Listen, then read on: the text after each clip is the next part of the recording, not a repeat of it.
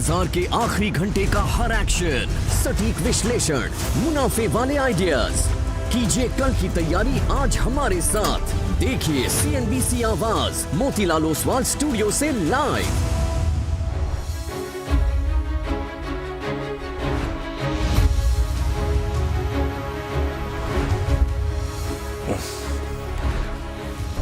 नमस्कार, CNBC आवाज़ Motilal Oswal studio में आप सभी का स्वागत है। भारतीय मार्केट के लिए अच्छा दिन एक्चुअली अगर आप देखें, इसमें समहाउ इसमें आईटी क्यों नहीं है, इसमें होना चाहिए था आईटी, प्लीज़ अगली बार डाल दीजिए। एक्चुअली एक बड़े सेक्टर की दिक्कत के बावजूद मार्केट ठीक ठाक है। निफ्टी करीब 0.2% ऊपर, मिड कैप स्मॉल कैप सभी में, हाँ ये इसको रखिए प्लीज़, 6% आईटी नीचे है। लेकिन इसके बावजूद अगर आप देखें तो mid cap small cap Sensex Nifty bank Nifty, तो अगर देखा जाए तो ख़राब दिन नहीं माना जाएगा आज का। विरुश्रेया, गुड आफ्टरनून। इनफैक्ट मैं तो इसे अच्छा दिन मानूंगा क्योंकि ये 2 दिन की तेज़ी के बाद है, ध्यान रखिएगा, तीसरा दिन। चलिए शो की शुरुआत करेंगे हेडलाइंस के साथ। यूएस की कंपनी एंथ्रोपिक के नए एआई चैलेंज से आईटी शेयरों में मचा हाहाकार। इंडेक्स 4 साल की सबसे बड़ी गिरावट के साथ 6% नीचे, करीब 2 लाख करोड़ का मार्केट कैप साफ। Infosys, TCS, HCL tech, Coforge, Persistent 8% तक टूटे। टीसीएस का 70,000 करोड़ तो इन्फोसिस का 50,000 करोड़ का मार्केट कैप साफ। आईटी शेयरों में गिरावट के बावजूद निफ्टी मजबूती से टिका। 25,800 की तरफ बढ़े कदम। निचले स्तरों से निफ्टी करीब 200 पॉइंट उतरा। बैंक निफ्टी में भी मजबूती का है। मिड कैप और स्मॉल कैप में भी नीचे से अच्छी रिकवरी। आज consumer durables, oil and gas शेयरों में ज्यादा तेजी। दोनों इंडेक्स 2 से 2.5% मजबूत। वहीं मेटल्स, ऑटो और कैपिटल मार्केट शेयरों में भी बाहर, लेकिन डिफेंस शेयरों में दबाव। इंडेक्स करीब 1% फिसला। आज के बिग स्टॉक्स स्पॉटलाइट और चार्ट जीपीटी पड़े सटीक। नोमुरा की बुलिश रिपोर्ट से एक्साइड करीब 4% चढ़ा। वहीं नतीजों के बाद पिडिलाइट मजबूत तो बजाज फाइनेंस सुस्त। उधर कमजोर चार्ट से पीबी फिनटेक कमजोर, अभी भी कमजोर। Next generation fighter jets programme में नहीं चुने जाने से हैल में 6% ज्यादा की गिरावट। मामले पर हैल की सफाई, कहा डीआरडीओ की ओर से प्रतिक्रिया का इंतजार। एएमसी प्रोग्राम के लिए एल&टी और भारत फोर्ज समेत 3 अन्य प्राइवेट कंपनियों का हुआ सिलेक्शन। और वायदा के नियमों में फिलहाल बदलाव का नहीं है कोई विचार। सेबी चेयरमैन तुहिन कांत पांडे ने कहा, पर्याप्त हैं फेडों के मौजूदा नियम। कैश मार्केट में और एसएलबीएम में वॉल्यूम्स बढ़ाने वाले कदम जल्द।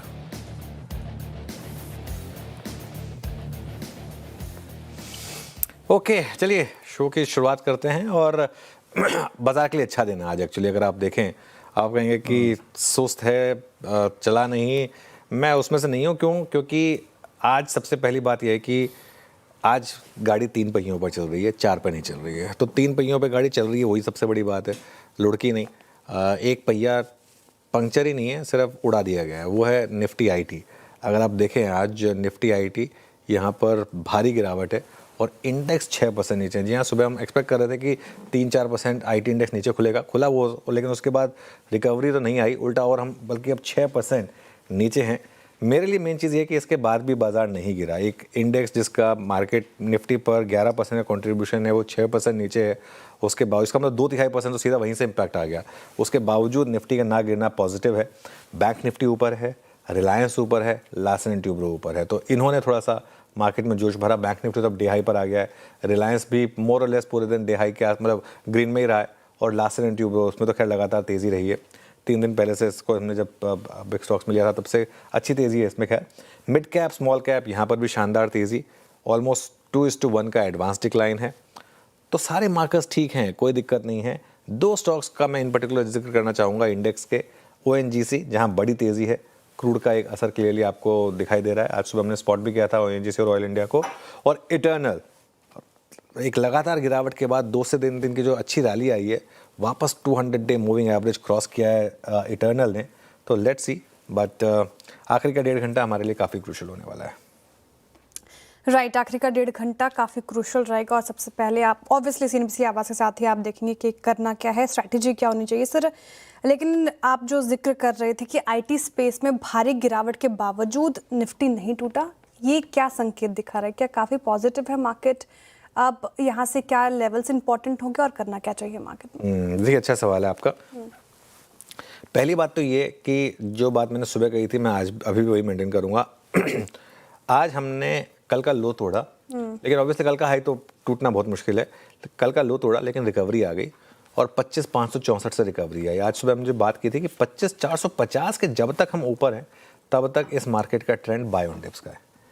शायद जिस दिन 25,450 टूट गया अगर, तो उस दिन फिर व्यू जो है वो हमारा फिर सेल ऑन रैली का हो जाएगा, लेकिन जब तक वो ना टूटे तब तक ठीक है। हाँ, एक चीज़ ज़रूर है कि मार्केट में अभी ऐसा नहीं है कि आपने कहीं भी बाय कर लिया तो पैसा बन गया, थोड़ा बीच बीच में डिक्लाइन भी आ रही है, लेकिन 25,800 25,850 ये थोड़ा सा एक रुकावट का जोन है। इसमें अगर आप देखें तो निफ्टी बार बार आके फंस रहा है। आज भी इनफैक्ट 25,802 का ही हाई है, और अगर इसके ऊपर क्लोजिंग आएगी तभी यहाँ पर कॉन्फिडेंस आएगा, उससे पहले कॉन्फिडेंस शायद ना आए यहाँ पर। और कोई भी आप अपनी पोजीशन जो है वो बिना हेज के ना कैरी करें, ये एक मेन व्यू रहेगा। अब आते हैं निफ्टी के लेवल्स पर। निफ्टी पर सपोर्ट रहेगा आपका 25,600 से 25,650 पर, और रेजिस्टेंस रहेगी करीब करीब 25,800 से 25,850 पर। अब आते हैं बैंक निफ्टी पर। बैंक निफ्टी पर सपोर्ट आपका रहेगा करीब करीब 59,800 से 60,000 पर, और रेजिस्टेंस रहेगी करीब करीब 60,400 से 60,600 पर। लेकिन एक बार आप जरा निफ्टी का कंट्रीब्यूशन देखें, एक बार जरा मुझे निफ्टी का कंट्रीब्यूशन दिखाइए। मैं जो पॉइंट रेज करना चाहता हूँ वो इम्पॉर्टेंट है कि मार्केट एक पूरे सेक्टर के कंट्रीब्यूशन के बिना चला है। देखिए, 4 तो यहाँ पे दिखा दिए हमने, इसके अलावा एक 5वां भी है, लेकिन कुल मिलाकर आईटी स्टॉक्स से जो 202 पॉइंट की गिरावट है, उसमें से 175 पॉइंट आईटी स्टॉक्स की वजह से।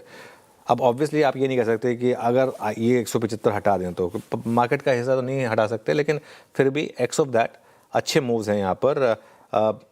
वीरू के पास चलते हैं। वीरू, स्टॉक स्पेसिफिक बताइए आज कैसे मूव्स रहे? बिल्कुल अनुज जी, देखिए स्टॉक स्पेसिफिक पहले तो मैं एक कॉम्बो रखूंगा स्क्रीन पे, दैट्स आरईसी एंड पीएफसी। ये मैंने लास्ट वीक भी पिक किया था, और PFC is now above 200 day exponential average. Power Finance Corporation आपकी स्क्रीन पे आएगा, और इतना डिसाइसिव गौरतलब है कि बजट में इन दोनों कंपनियों के लिए बहुत कुछ था रिवाइवल के लिए। 24 दिसंबर 24 के बाद पहली बार above 200 day in such a commanding position आपकी स्क्रीन पे आएगा। ये ओआई देखिए जरा प्लीज। कहने का मतलब यह है कि एक बड़ा ब्रेकआउट है, और अब इसके बाद इस ब्रेकआउट का केस आरईसी में भी बनता हुआ। आरईसी 379 ऑलमोस्ट एक फ्लैग स्क्रीन पर है। 200 डे में इसका अलाइंड है अप्रोक्सीमेटली 384 के जोन में।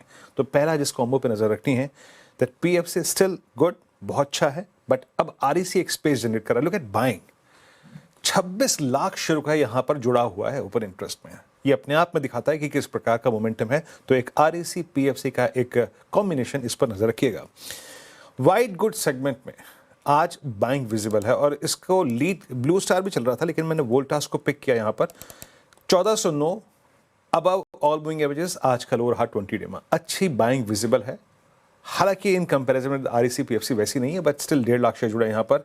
इसने एक बहुत ही बड़ा स्ट्रॉन्ग सप्लाई जोन था, वो करीब 1400 का कॉलेक्टर्स का जोन, उसको पार किया। एक ये हो गया, और एक रखूंगा दैट्स दो इनफैक्ट एक रखूंगा एफएसएन ई कॉमर्स। लेके आइएगा डायरेक्टर साहब प्लीज।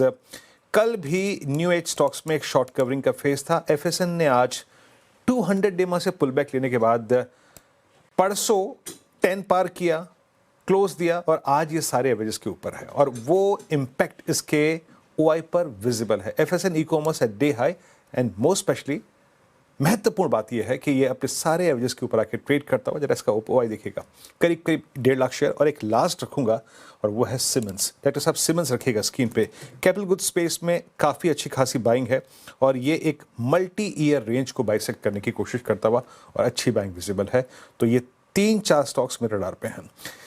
लेकिन अनुज, जैसे कि आप कह रहे थे कि ये बाजार आज अच्छा है, और बावजूद इसके कि वो चौथा पहिया उखाड़ के फेंक दिया गया है, और वो है आईटी। अनुज, इस एंथ्रोपिक के एआई एंटरप्राइज टूल को समझते हैं, मतलब जो इसने डैमेज कल किया वॉल स्ट्रीट पर, जो इसने एरियाज पे इम्पैक्ट डाला था। एक समय निफ्टी आईटी 7% नीचे था, कैसे ट्रीट करना है, और ये क्या लंबे समय तक आईटी स्टॉक्स की प्राइस परफॉर्मेंस पर छाप डालेगा? देखिए, बड़ा सवाल यह है कि क्या एआई इंडियन कंपनीज को खा जाएगा, आईटी कंपनीज को।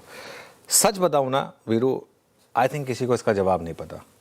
लेकिन एक चीज़ क्लियर है, अनलेस इंडियन आईटी कंपनीज अपने आप को री इन्वेंट करें, ये हमने खैर पहले भी एक दो बार सुने हैं चीज़ें, जब .com आया, बबल बस्ट हुआ था, उसके बाद जब Y2K वाला मामला आया था, क्लाउड जब आया था, तब बहुत लोगों ने कहा था। लेकिन AI जो है वो एक जेन्युइन और रियल थ्रेट है, and I think unless and until Indian IT companies अपने आप को री इन्वेंट करें, और खासतौर से large cap Indian IT companies अगर 2-3% के हिसाब से ग्रो करेंगे तो कोई इनमें इन्वेस्ट क्यों करेगा। आज की डेट में US में कंपनियां एक दिन में उतना मार्केट कैप गेन कर लेती हैं जितना हमारी पूरी IT इंडस्ट्री का मार्केट कैप है। तो दिग्गज IT शेयरों में 5 से 10% की गिरावट है। और एक सवाल ये है कि ये जो AI ट्रेड है, ये क्या अभी भी बड़ी ट्रेड है, या फिर ये जो AI रिवर्सल है वो कुछ ख्याली पुलाव है, जैसे होता है ना शेख चिल्ली के ख्याली पुलाव। क्या ये शेख चिल्ली का ख्याली पुलाव है, AI reversal, AI reversal, AI reversal, या ये वाकई में प्ले आउट होगा? अब ये आई थिंक मेरे लिए एक बड़ा सवाल है। इसका जवाब किसी को नहीं पता, ऑनेस्टली किसी को इसका जवाब नहीं पता। अगर वो कहता है उसको पता है इसका जवाब, तो वो झूठ बोल रहा है, सिंपल। तो इस समय ये यहाँ पे ना बाइनरी बैठे, या तो ये स्टॉक्स यहाँ से अगले 3 साल में आधे हो जाएंगे, या एक बड़ी बाइंग अपॉर्चुनिटी प्रोवाइड करेंगे। दो में से एक चीज़ होगी जिसका जवाब हमें नहीं पता, और इसमें कोई शेम नहीं बोलने में कि नहीं पता।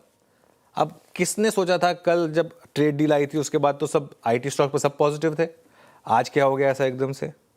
तो इसके लिए थोड़ा सा अभी कुछ टाइम के लिए मेरे ख्याल से IT से दूर रहें, क्योंकि इसमें आप इस तरीके की खबरों को कभी टाइम नहीं कर पाएंगे। आज एंथ्रोपिक है, कल कोई और आ जाएगा, फिर परसों न्यूज़ आ जाएगी कि नहीं उसका तो IT सॉफ्टवेयर इतना अच्छा नहीं है, या उसका AI टूल इतना अच्छा नहीं है, तो फिर वो चल जाएगा। फिर 2 दिन ऐसा लगेगा कि AI तो ख़त्म हो गया।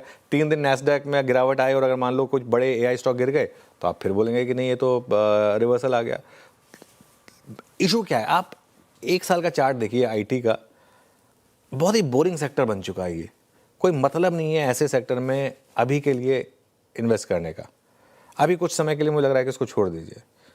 एक समय पे मेरा व्यू था कि IT सेक्टर थोड़ा सा आपको अच्छे मूव्स दिखा सकता है, लेकिन जब इस तरीके के मूव आने लगे, जब इंडेक्स स्टॉक, आज का इन्फोसिस का मूव देखिए आप, कोई इन्फोसिस से स्पेसिफिक इशू नहीं है। ऐसा नहीं है कि इन्फोसिस ने प्रॉफिट गाइडेंस दे दी है। इन्फोसिस अगर मान लीजिए आकर गाइडेंस कट कर दे और उस बेसिस पर इन्फोसिस 8% गिरे, सेंस बनता है। इंट्राडे में तो ऑलमोस्ट सर्किट लगा दिया था इन्फोसिस ने, जबकि इन्फोसिस की कोई न्यूज़ नहीं है, ना किसी IT की न्यूज़ है। बस एक न्यूज़ आएगी, एंथ्रोपिक का एक सॉफ्टवेयर आया, एक क्लाउड चैट बॉक्स आया, मतलब एक AI चैट बॉक्स आया, जिसकी वजह से शायद कॉम्पिटिशन बहुत बढ़ जाएगा। आई थिंक आधे लोगों को तो शायद समझ में भी नहीं आई होगी ये न्यूज़, ऑनेस्टली स्पीकिंग।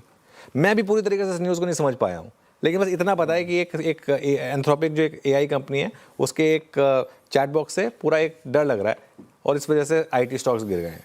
जब इस तरीके की मार्केट हो जाए जिसमें आपको एक बेसिक समझ ही ना हो कि क्या होने वाला है, तो उस समय पे उससे दूर रहें, तो वो मेरे ख्याल से एक बेटर यहाँ पर व्यू रहेगा। आप चलिए, इनफैक्ट अब आपने बात छेड़ी है इसकी, तो जो रफ्तार के घोड़े फिसड्डी स्टॉक्स है वो भी ले लेता हूँ। पहले फिसड्डी स्टॉक से शुरुआत करता हूँ, क्योंकि आज सबसे पहले मैं IT स्टॉक्स की बात करना चाह रहा था। तो इन्फोसिस, कोफोर्ज, TCS, ये सब के सब फिसड्डी स्टॉक्स हैं। अप्रैल 2023 के बाद की सबसे बड़ी गिरावट आज इसमें देखने को मिली। एंथ्रोपिक के AI का डर पूरे सेक्टर पर था। वैसे खैर इसमें मतलब कुछ रॉकेट साइंस नहीं थी, सुबह सारे एरिया नीचे थे, तो अगर आप नर्सरी के बच्चे को भी बोले होते कि आज स्टॉक क्या ज़्यादा गिरेंगे तो वो IT स्टॉक ही बोले होते। इसके अलावा Hindustan Aeronautics next generation fighter jets programme में नहीं चुने जाना, ये इनके लिए एक थोड़ा सा नेगेटिव रहा। हालांकि उनकी तरफ से जो पोजीशनिंग है कि वो ये कि शायद वो एलिजिबल ही नहीं है उसके लिए, लेकिन 6% नीचे। और V2 रिटेल, ये मैं कैश के स्टॉक थोड़े कम ही चुनता हूँ, लेकिन आज देखिए खुलते ही किसी ने डंप किया यहाँ पर, और बड़े शायद ट्रेडर्स ने कुछ गेम किया, जो भी किया है, क्योंकि खुला ये बड़े गैप अप के साथ प्री ओपन में ऊपर सेटल हुआ। 2270 पे ही ओपन हाई बनाया, और ओपन हाई से ये इसने रिटेल को फंसाया, और किस तरीके से गिरा इंट्राडे में। मेरे ख्याल से अब ये स्टॉक करीब 10% के करीब इंट्राडे में गिरा है। इस तरीके की गिरावट आई है। अब आते हैं रफ्तार के घोड़े स्टॉक्स पर। इसमें सबसे पहले डिक्सन टेक में नतीजों के बाद से लगातार एक तरफा रैली रही है। हमने व्यू भी लिया था वीरू, अब आई थिंक ज़्यादातर लोग तो को याद भी नहीं होगा कैसे नंबर्स आए थे, उसके बाद एक पॉजिटिव व्यू लिया गया था, क्योंकि लग रहा था कि नंबर्स ठीक ठाक है। 12% भाग चुका है वहाँ से। इसके अलावा केन्स और PG इलेक्ट्रोप्लास, यहाँ पर भी अच्छी खासी रैली है, क्योंकि EMS शेयरों में एक ट्रेड डील के बाद अच्छा मूव आया है। और फाइनली एंजल वन को मैंने लिया है आज, क्योंकि एंजल वन में 2 खबरें, एक तो इनके मंथली अपडेट अच्छे थे, और दूसरा जो सेबी चीफ की बातें उनके बाद ये स्टॉक भागा। सेबी चीफ ने कहा है कि अभी फिलहाल के लिए एफएनओ पर कोई और सख्ती नहीं होगी। एक ही लाइन कही थी उन्होंने, उससे ज़्यादा नहीं कही, लेकिन मार्केट आजकल ऐसा है कि बस वो हल्का सा पॉजिटिव वहाँ से ले लिया और स्टॉक भाग गया। अब चलिए श्रेया के पास चलते हैं और कार्यक्रम को आगे बढ़ाते हैं। श्रेया। राइट तो रफ्तार के घोड़े और फिसडी स्टॉक्स के हमने डिस्कस कर लिया। अब ट्रेंडिंग स्टॉक्स देख लेते हैं कौन कौन से स्टॉक्स में क्योंकि मार्केट ने अच्छी रिकवरी दिखाई है तो कौन से स्टॉक्स में सबसे ज़्यादा खरीदारी होती हुई नजर आई। आपके स्क्रीन पर पूरा ONGC pack, oil and gas pack में अच्छी तेज़ी है तो ओएनजीसी टॉप गेयर्स में शुमार। इटर्नल आज इसमें अच्छी तेज़ी, 4.5% ज़्यादा की तेज़ी। ट्रेंट नतीजों के बाद यहाँ पे चढ़ता हुआ और मैक्स हेल्थ केयर भी देखिए 2.5% तेज़ है आज के सेशन में। इसके अलावा पूरा ईएमएस पैक जैसे कि अभी सर डिस्कस कर रहे थे, केन्स टेक, पीजी इलेक्ट्रोप्लास्ट, डिक्सन में 5.5% की तेज़ी। केन्स तो टॉप गेनर बना हुआ है 6.5% की करीब तेज़ी के साथ। क्रॉम्पटन आज सुबह हमारे पैनल ने भी सुझाया था 5% की अच्छी रैली यहाँ पर देखने को मिली है, लेकिन बैकफुट पर सारे आईटी स्टॉक्स ही नजर आएंगे इसमें। स्वाभाविक सी बात है, जिस तरीके से कल रात से ही न्यूज़ है तो 7.5% इन्फी टूट गया और एचसीएल टेक में भी देखिए करीब 5% की गिरावट। इसके अलावा हैल यहाँ पे जो खबर आई थी कि 3 प्राइवेट कंपनीज को जो ऑर्डर मिले उसमें हिंदुस्तान एरोनॉटिक्स शामिल नहीं है तो उसका एक डेंट, वरना सारे इसके अलावा देखें तो आईटी स्टॉक से जहाँ पर ज़्यादा कमजोरी देखने को मिल रही है। लेकिन शो में क्या क्या होगा, क्या क्या डिस्कस करेंगे हम, एक उसका आपको फ्लो बता देते हैं। तो फंडामेंटल राय देने के लिए होंगे जियोजित इन्वेस्टमेंट्स के गौरांग शाह जी। टेक्निकल कॉल्स लेंगे हम प्रकाश गाबा, मानस जायसवाल, राजेश सातपुते, चंदन तापड़िया, विकास सालुंखे और आशीष कयाल जी से। 2:15 पर आशीष चतुर्वेदी से समझेंगे कि आईटी शेयरों की तगड़ी पिटाई क्यों हो रही है। फिर 2:20 पर फिर आशीष आपको बताएंगे कि हेल आज का एक्सीडेंट ऑफ द डे क्यों बना है।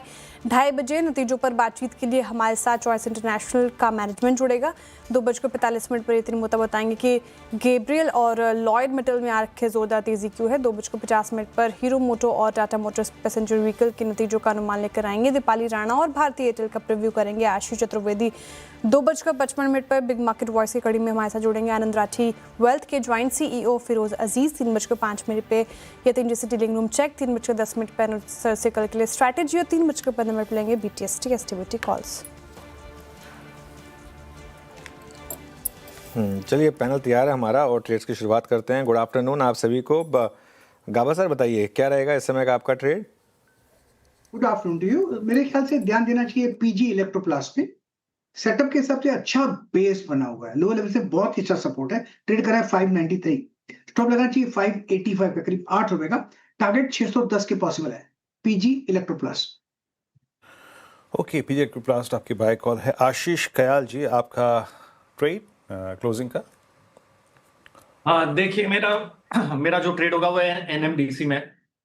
यहाँ पर वापस एक मोमेंटम बनता हुआ नजर आ रहा है। स्टॉक ने अच्छा खासा रिवर्सल बताया और कल के हाई को भी निकाल दिया। ऐसे काफी कम स्टॉक है जो कल के हाई को निकाल रहे हैं, एनएमडीसी उसमें से एक है। यहाँ पर लॉन्ग पोजीशंस क्रिएट की जा सकती है। टारगेट होगा ऊपर में 90 रुपीज का, स्टॉप लॉस 82.70 का। एनएमडीसी आशीष ख्याल जी को पसंद आ रहा है, यहाँ पे खरीदारी की राय। मानस जी गुड आफ्टरनून, आपकी पिक क्या होगी? गुड आफ्टरनून श्रेया जी। तो देखिए आरईसी पे खरीदारी करने की राय रहेगी। आरईसी में हमें अभी कुछ मिनटों पहले फ्रेश ब्रेकआउट देखने को मिला है। मेरा समझना है कि यहाँ से करीब 10 से 15 रुपए का आपको स्टॉक दिखा सकता है। तो आरईसी में 374 का स्टॉप लॉस लगाएंगे। 390 तक के टारगेट्स पॉसिबल हैं, ये कैश लेवल्स हैं। चाहे तो 380 वाला कॉल ऑप्शन ले सकते हैं। 11 रुपए के आसपास ट्रेड हो रहा है, इसमें आपको 8 रुपए का स्टॉप लॉस लगाना है और 18 रुपए के टारगेट सेट करना है। जी आरईसी जिसका उल्लेख मैं कुछ देर पहले कर रहा था, जस्ट आप इसका जरा ओपन इंटरेस्ट देखिए इस कॉल का 380, थ्रस्ट देखिए आप 36% बिल्डअप। राजेश सतपुते जी गुड आफ्टरनून, आपका ट्रेड इस वक्त का? Good afternoon Viren, good afternoon everyone. Viren देखिए मेरी नजर ट्रेंड के चार्ट के ऊपर है। मुझे लगता है कि रिवर्सल वाला चार्ट है। तो कॉन्ट्रा बाइंग वाला जो हम कहते हैं पॉजिटिव डाइवर्जेंस और लोअर साइड कहीं ना कहीं लगता है जिस तरह से लॉन्ग बिल्टअप है 6% ओपन इंटरेस्ट जंप है, तो ये मोमेंटम कंटिन्यू होगा। कहां तक? देखिए स्विंग ट्रेडिंग का इसका पहला रेजिस्टेंस आएगा, इसका 50 डीएम जो करीबन 4120 के आसपास है। तो 4120 ये हमारा टारगेट होगा स्विंग का। बाय करेंगे, स्टॉप लॉस होगा 3960 का। ओके, रिजल्ट से पहले अच्छा मूव ट्रेंड में और देखिए डेज हाई की तरफ बढ़ता हुआ फिलहाल। ये होगी राजेश सातपुते जी के पिक। विकास जी आप क्या पिक कर रहे हैं? Good afternoon. श्रेया जी, देखो ओवरऑल मार्केट का सेटअप पॉजिटिव अभी भी लग रहा है। मुझे लगता है इंडस टावर में यहाँ पे एक अच्छा आपको देखने मिल सकता है, एक अच्छा सेटअप इंट्राडे में यहाँ पे बनते हुए देखने मिल रहा है। 436 के स्टॉप लॉस से इसको बाय किया जा सकता है 460 के टारगेट के लिए। तो ओवरऑल सेटअप बहुत स्ट्रांग लग रहा है और यहाँ पे हमने निर्मल बंग में भी इसका कॉल को रिकमेंड कर चुके हैं, तो इंडस टावर यहाँ पे बाय कॉल रहेगा। ओके, इंडस टावर आपकी बाय कॉल है यहाँ पर। मीनवाइल निफ्टी अब 10:11 के स्विंग हाई को निफ्टी के बाइसेक्ट करता हुआ, यानी अब हम जा रहे हैं डे हाई की तरफ। पुश कहाँ से मिल रहा है? निफ्टी बैंक ने कल की ट्रेडेबल रेंज का, याद रखिएगा कल भी जो 80% रेंज थी ट्रेड की, उसके स्विंग हाई को काटा और सुबह के स्विंग हाई को 946 के काटा। मार्केट्स है डे हाई 2:15 बजे के आसपास। अब चलते हैं गौरांग जी के पास इस कार्यक्रम में। आज के फंडामेंटल विशेषज्ञ गौरांग जी, नमस्कार, कार्यक्रम में स्वागत है। अब आपने बजट भी पढ़ लिया होगा अच्छी तरीके से, और ये हिचकोले जो 2-3 दिन से चल रहे हैं वो भी देख लिया आपने। अब फाइनली आपकी जो प्रिफर्ड कॉल्स है उसमें क्या अपीयर हो रहा है आज आपका कन्विक्शन आइडिया? बहुत बहुत धन्यवाद वीरेंद्र जी, इस मंच पर आमंत्रित करने के लिए। सभी को प्रणाम और शुभ दिन। हमारे तरफ से एक छोटा डिस्क्लोजर पहले ही दे देते हैं कि जो भी निवेश लायक रणनीति बुनियादी दर के आधार पर लंबी अवधि के लिए आपके समक्ष आज दोपहर इस कार्यक्रम में रखेंगे। ये हमारी फंडामेंटल रिसर्च टीम की तरफ से राय है। इसमें हमारी कंपनी जियोजित अथवा मेरा किसी भी प्रकार का व्यक्तिगत निवेश नहीं है, ना ही किसी प्रकार का वित्तीय लाभ मिलता है, ना ही किसी प्रकार का कॉन्फ्लिक्ट ऑफ इंटरेस्ट। लेकिन इसी स्तर पर राय हम हमारे क्लाइंट्स को देते हैं, संभव है कि उनका निवेश हो। तो बजट की आपने बात करी, तो बजट में माननीय वित्त मंत्री जी ने ऊर्जा क्षेत्र को लेकर के कुछ टिप्पणियां करी थी, और आने वाले भविष्य में जिस प्रकार से नई ऊर्जा उत्पादन क्षमता जुड़ेगी हमारे देश में, और क्योंकि ऊर्जा की मांग ऊपर जाने की पूरी संभावना है, तो वितरीकरण करने के लिए आपको कंपनियों की जरूरत पड़ेगी, ग्रिड लाइंस की जरूरत पड़ेगी। तो सरकारी कंपनी है पावर ग्रिड, काफी लंबे समय से यहाँ पर खरीदारी की राय रही है पावर ग्रिड में, और बजट में घोषणा के पश्चात ऊपर के तरफ के दायरे हमने पावर ग्रिड में देखे। लंबी अवधि के लिए यहाँ पर खरीदारी की राय है। शुरुआत कीजिए इस स्तर से और गिरावट पर जोड़ते जाए। वाकई भाई साहब, इस वक्त कार्यक्रम में 440 वोल्ट का करंट घूम रहा है, और अभी कुछ देर पहले आरईसी पे बाय कॉल थी, अब पावर ग्रिड पे बाय कॉल आ गई 290 पर। और ये देखिए करंट का impact, markets at day high, Nifty bank at day high, Nifty at day high. और एक बार लेके आइएगा वो ब्रांच, वो शाखा, वो अगर आप देखें तो एक सेगमेंट जो अमूमन हमारे डाउनसाइड को रेस्ट्रिक्ट कर रहा था, that was Nifty PSU bank index. जरा एक बार लेके आइएगा डॉक्टर साहब, मैंने खुद नहीं देखा है, बट मैं स्टैट्स को देखकर ये बात का अनुमान लगा सकता हूँ कि Nifty bank is flowing towards और गोइंग टुवर्ड्स और जा रहा है डी हाई पर। और देखिए ये करेक्टिव एफर्ट है। एक बार आप एचडीएफसी बैंक को लेके आइएगा। मैं 12:30 के आसपास से विटनेस कर रहा हूँ कि एचडीएफसी बैंक में एक अच्छी पुट राइटिंग है। डायरेक्टर साहब रख दीजिए भगवान के लिए एचडीएफसी बैंक प्लीज, 955। नहीं अभी तक नहीं आया है, ये देखिए। और ये जानते हैं मैं किस लिए क्यों कह रहा हूँ? क्योंकि एचडीएफसी बैंक का चलना, आईसीआईसीआई बैंक का चलना इस बात की एग्जैक्टली पुष्टि करता है कि माइट बी एफआईएस की presence on the long side आज हो सकती है। Look at OI ration 7.5 lakh. Manas, मैंने आपके स्क्रीन पर 2 चीज़ें रखी। आप 60,500 के कॉल राइटर्स को काटने की तैयारी कर रहे हैं। अब आपके पास 2 चीज़ें हैं, या तो पीएसयू बैंक्स पकड़ूं, एसबीआई पकड़ूं, इंडियन बैंक पकड़ूं जो स्ट्रेंथ दिखा रहे हैं, या फिर एचडीएफसी बैंक जो कि बड़ा रिवॉर्ड होल्ड करता है। आप क्या चीज़ करेंगे? देखिए, मैं उस स्टॉक के साथ जाऊंगा जहां पर स्ट्रेंथ है। एचडीएफसी बैंक में अभी भी ये कहना मुश्किल है कि हाई लेवल पे स्टॉक सस्टेन करेगा या नहीं करेगा। और दूसरी तरफ देखें तो इंडियन बैंक जैसा स्टॉक जो लगातार हाई टॉप्स हायर बॉटम्स बना रहा था और अब रिकवरी में 10-22 मूविंग एवरेज को जिसने रीगेन कर लिया है, तो मेरा ज्यादा ट्रस्ट वहीं पर रहेगा। तो इंडियन बैंक में करंट लेवल्स पे खरीदारी करेंगे। 869 के स्टॉप लॉस से खरीदारी करनी है। 905 तक के टारगेट्स पॉसिबल है। Okay, Indian bank is which, और साथ ही साथ आपका ये एचडीएफसी बैंक पे टेक हो गया। अब बात करते हैं आईटी की। जरा निफ्टी आईटी इंडेक्स लेके आइए प्लीज़ ज़रा। और अभी मैंने कुछ देर पहले अनुज से विस्तार से चर्चा करी इस पर, बट निफ्टी आईटी का आज का आपको डेलो मालूम है क्या था? 35,858, और कल का हाई था 40,300, यानी मोटा मोटी मात्र एक दिन के उलटफेर में 4,000 पॉइंट का डैमेज। याद रखिएगा, we are talking about index, किसी स्टॉक के बारे में बात नहीं कर रहे हैं, और वो भी कब? मात्र 24 घंटे के अंतराल में। बट ये प्राइस डैमेज हुआ क्यों? ये एंथ्रोपिक और इसका एंटरप्राइज एआई टूल है क्या भला, किस प्रकार का डैमेज किया इसने, आइए समझते हैं मेरे सहयोगी आशीष के साथ। आशीष, समझाइए ये जो तपेदी बुखार हो रखा है पूरे आईटी को, ये हुआ क्यों आखिरकार? बिल्कुल भयंकर बुखार है और हालत खराब हो गई है। डैमेज इतना गंभीर है कि 4 साल में सबसे बड़ी गिरावट आपको देखने को मिल रही है। प्रिसाइजली डेट बताता हूं, 19 मई 2022 तभी इंडेक्स इतना गिरा था, उसके बाद आज ये गिरावट यहाँ पर देखने को मिल रही है। और राइटली आपने कहा ये आईटी इंडेक्स है और 6-7% एक दिन में लुढ़कना अपने आप में बहुत ज़्यादा सिग्निफिकेंट हो जाता है। अब इसके पीछे का कारण बताता हूँ। वैसे भारतीय मार्केट्स के आईटी स्टॉक्स तो गिरे ही हैं, लेकिन कल देर रात आप देखें तो एडीआर में गिरावट रही थी। यूएस के लिस्टेड जितने भी आईटी सर्विसेज स्टॉक्स हैं उनमें भी भयंकर कट आपको देखने को मिला था। और दरअसल अगर आप देखें तो कारण ये है कि एंथ्रोपिक इसने एक एआई ऑटोमेशन टूल का एक प्लगइन लॉन्च किया है। और ये जो प्लगइन है दरअसल अगर आप देखें तो ये एआई के माध्यम से चाहे कॉन्ट्रैक्ट रिव्यू हो, लीगल रिसर्च हो या लीगल टास्क हो, इसको ऑटोमेट कर देता है। यानी इससे पहले कोई आईटी प्रोफेशनल की जो आवश्यकता होती थी अब वो नहीं पड़ेगी। आईटी प्रोडक्ट सर्विसेज वाली जो कंपनीज हैं, सॉफ्टवेयर बेचती हैं इन सभी सॉल्यूशंस के लिए, अब उसकी भी कोई आवश्यकता नहीं है। ये जो प्लग इन है ये सारा काम ऑटोमेट कर देगा। और इसी के चलते अगर आप देखें तो बताया जा रहा है कि ये जो आईटी सर्विसेज वाली कंपनी है इनके बिजनेस मॉडल को बहुत बड़ा थ्रेट है और इसका असर यहाँ पर देखने को मिला रहा है। कि जेपी मॉर्गन की तरफ से एक बहुत कॉम्प्लेक्स नोट है, वो भी मैं पढ़ रहा था। ये कह रहे हैं कि बहुत ओवर रिएक्शन यहाँ पर मार्केट की तरफ से देखने को मिला है। इससे पहले भी कई बार ऐसे प्लगइन्स यहाँ पर लॉन्च होते हुए नजर आए, लेकिन अब देखिए हालत काफ़ी ख़राब हो गई है। और कोई भी स्टॉक आप आईटी का देख लीजिए, चाहे आप परसिस्टेंट सिस्टम को देखें, एल्टियम एंट्री, इन्फी, कोफोज, एचसीएल, जहाँ नज़र देखेंगे वहाँ पर बड़ी गिरावट नज़र आ रही है। बड़ी गिरावट आईटी स्पेस में। शुक्रिया आशीष कारण बताने के लिए। लेकिन एक बार मिड कैप आईटी स्पेस रखिए, जिस तरीके से कोफोर्ज टूट रहा है, एम्फेसिस, एलटीआई, माइंडट्री, सर बड़ी गिरावट मिड कैप आईटी स्पेस में अभी पर्टिकुलरली क्या करना चाहिए? देखिए श्रेया, अब मिड कैप हो या लार्ज कैप हो, दिक्कत है ट्रेडिशनल आईटी सर्विस प्रोवाइडर्स में। तो आई थिंक इसीलिए आप देखें तो एम्फेसिस, कोफोर्ज, परसिस्टेंट, इनमें सब में गिरावट है। मेरे ख्याल से इसमें आपको कुछ कंपनियां हैं जिनमें मौके मिलेंगे, जो अपने आप को एआई से अडेप्ट कर सकती हैं। जो कुछ कंपनियां ER&D में हैं, जैसे उस तरीके की जो कंपनियां हैं, उनमें मुझे लग रहा है कि आप थोड़ा सा एक पॉजिटिव व्यू ले सकती हैं। तो ये थोड़ा सा यहाँ पर एक रिवर्स आपको डायकॉटमी लेनी होगी यहाँ पर। शुक्रिया आशीष। मीनवाइल मार्केट में अच्छी रैली आ रही है। अब निफ्टी देखिए, अब आप 25,800 क्रॉस कर रहा है, इनफैक्ट डे हाई क्रॉस कर रहा है। और बैंक निफ्टी में खास तौर से एक बड़ी रैली है 60,345 के करीब।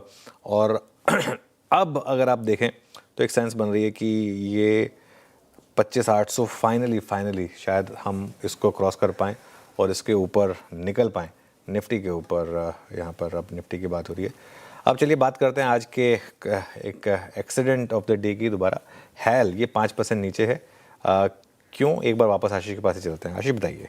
बिल्कुल बड़ी गिरावट यहाँ पर देखने को मिली और इनफैक्ट ओपनिंग ही बहुत गैप डाउन के बाद हुई, उसके बाद भी अब देखिए मार्केट इतना ऊपर आ गया, लेकिन इस स्टॉक में नो साइंस ऑफ रिकवरी। दरअसल खबर आपके साथ शेयर कर देता हूँ कि 3 कंपनियों को नेक्स्ट जनरेशन फाइटर जेट्स बनाने के लिए शॉर्टलिस्ट किया गया। और इसमें हैरत की बात है कि HAL जैसी जो कंपनी जिसके पास इतना बड़ा ट्रैक रिकॉर्ड है, एक्सपर्टीज है, इसका नाम नहीं है। नाम किसका है? टाटा एडवांस सिस्टम्स, L&T और भारत फोर्ज, इनको शॉर्टलिस्ट किया गया। हालांकि ये जो फाइनल लिस्ट है अगले 3 महीने में आपको देखने को मिलेगी, लेकिन ये एडवांस्ड जो फाइटर जेट्स है इसे बनाने के लिए ऑर्डर है। अब आप सोच रहे होंगे कि HAL को क्यों नहीं चुना गया। अब इस टेंडर प्रोसेस में एक क्राइटेरिया और रखा गया कि जिन कंपनीज की ऑलरेडी आउटस्टैंडिंग ऑर्डर बुक बहुत बड़ी है, इनके पुराने ऑर्डर ही एग्जीक्यूट नहीं हो रहे, इन्हें ये कॉन्ट्रैक्ट नहीं दिया जाएगा। जो नई कंपनीज हैं इन्हें अपॉर्चुनिटी यहाँ पर देखने को मिलेगी। और HAL की सबसे बड़ी समस्या यही है, ऑर्डर बुक तो बहुत बड़ी है लेकिन एग्जीक्यूशन ढीला है। और अभी भी आप देखें तो outstanding order book 2.3 lakh crore से ज़्यादा की देखने को मिलती है। लेकिन ये अपॉर्चुनिटी बहुत ज़्यादा सिग्निफिकेंट है। कारण ये कि भारत के इतिहास में इतना बड़ा रिसर्च और डेवलपमेंट पर कभी खर्च नहीं हुआ। 15,000 करोड़ तो सिर्फ प्रोटोटाइप के लिए है। और उसके बाद बताया जा रहा है कि 120 जेट्स खरीदे जाएंगे जिनकी डिलीवरी आपको 2035 के बाद से शुरू होती हुई नजर आएगी। तो एक बड़ी अपॉर्चुनिटी है। इतना मैसिव 15,000 करोड़ सिर्फ प्रोटोटाइप के लिए है, तो अपने आप में सिग्निफिकेंट हो जाता है। हालांकि HAL की तरफ से एक टेम्पलेटेड रिस्पांस, एक सफाई यहाँ पर देखने को मिली है, जहाँ पर ये कह रहे हैं कि DRDO की तरफ से कोई अब तक आधिकारिक कम्युनिकेशन इस सूचना के लिए उन्हें नहीं मिला है। और क्योंकि आधिकारिक कम्युनिकेशन उनके पास नहीं है तो कोई कमेंट नहीं कर पाएंगे, लेकिन स्टॉक ने ऑलरेडी रिएक्ट कर दिया, 6% फिलहाल नीचे है। ओके, 6% फिलहाल नीचे है। शुक्रिया आपका। गौरांग जी, गुड आफ्टरनून। क्या व्यू रहेगा हेल्प पर? आपको भी शुभ दिन अनुज भाई। स्टॉक ने रिएक्ट नहीं किया है, लोगों ने रिएक्ट किया है खबरें सुन करके। तो देखिए, पहले तो मेरे ख्याल से यही कंपनी थी जिनको मेरे ख्याल से 3 महीने पहले रक्षा मंत्रालय से मेरे ख्याल से करीबन 62,500 करोड़ का ऑर्डर मिला था, वो तेजस MK1 और आने वाले भविष्य में 5th and 6th generation Tejas MK2 aircraft के लिए। अब कंपनी खुद कह रही कि इनको औपचारिक स्तर पर कोई सूचना नहीं मिली है, तो एक रिएक्शन है। मैं इतना बिल्कुल कह सकता हूं अनुज भाई कि रक्षा क्षेत्र में एक सबसे सक्षम और मजबूत कंपनी है हिंदुस्तान एरोनॉटिक्स लिमिटेड।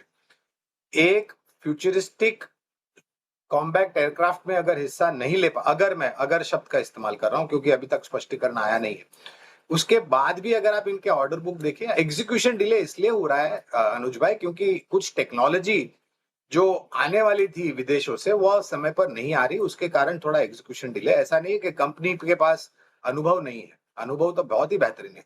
तो एक सक्षम और मजबूत कंपनी है। एक केवल खबर को लेकर के और उस पर औपचारिक स्तर पर अगर स्पष्टीकरण नहीं आता है तो ये प्रतिक्रिया मेरे ख्याल से जरूरत से ज्यादा है। खरीदारी करने की, बेचने की या निवेशित रहने की टिप्पणी नहीं कर पाऊंगा क्योंकि फिलहाल तो कवरेज नहीं है, लेकिन इतना बिल्कुल कह सकता हूं कि ये एक छोटा सा हिस्सा है बहुत बड़ी कंपनी हिंदुस्तान एरोनॉटिक्स लिमिटेड जहां तक रक्षा क्षेत्र का सवाल आता है। ओके, चलिए, तो ये इस समय आपके लिए हेल्प पर एक व्यू पर। टॉप कैश कॉल्स ले लेते हैं, उसके बाद फिर आगे बढ़ेंगे। गाबा सर हैं, विकास जी हैं और आशीष जी हैं कैश कॉल्स के लिए। गाबा सर, बताइए आपका कैश कॉल। मेरा ध्यान है वीनस पाइप्स पर, काफी गिरावट हुई है, बाउंस बहुत ही अच्छा है। क्या पाप ओपन हुआ कल, आज कंटिन्यू हुआ है, ट्रेड करा 1161 पर वीनस पाइप्स। मेरे ख्याल से स्टॉप लगाना चाहिए 1135 पर, फिर 30 रुपए का स्टॉप है, टारगेट होगा 1200 वीनस पाइप्स। वीनस पाइप्स पसंद आ रहा है गाबा सर को, खरीदारी के राइट डेज हाई पर ये काउंटर करता हुआ परफॉर्म। आशीष कयाल जी, कैश में आपके पिक बताएं। देखिए, यहाँ पर जेके टायर है, ये स्टॉक ने बहुत ही अच्छा ब्रेकआउट कल के दिन दिया था, काफी समय से कंसोलिडेट हो रहा था, आज के दिन एक्सेप्टेंस आ रहा है उसी हाई लेवल्स के ऊपर, तो जेके टायर पे लॉन्ग पोजीशंस क्रिएट की जा सकती है। यहाँ पर जो स्टॉप लॉस लगाना होगा 530 का और टारगेट है 576 का। ओके, वीनस पाइप्स हो गया और उसके बाद आशीष जी का ट्रेड हो गया। अब चलते हैं विकास सालुके जी के पास जेके टायर के बाद। विकास जी, आपका ट्रेड? देखो, आरआर केबल यहाँ पे स्ट्रांग लग रहा है, जिस हिसाब से 50 और 200 डीएमए के ऊपर ये सस्टेन होते हुए देखने मिल रहा है, और आज जो 50 डीएमए के ऊपर अच्छे से सस्टेन होते हुए देखने मिल रहा है, तो 1430 का यहाँ पे स्टॉप लॉस लगा के 1540 के लिए यहाँ पे आरआर केबल को बाय किया जा सकता है।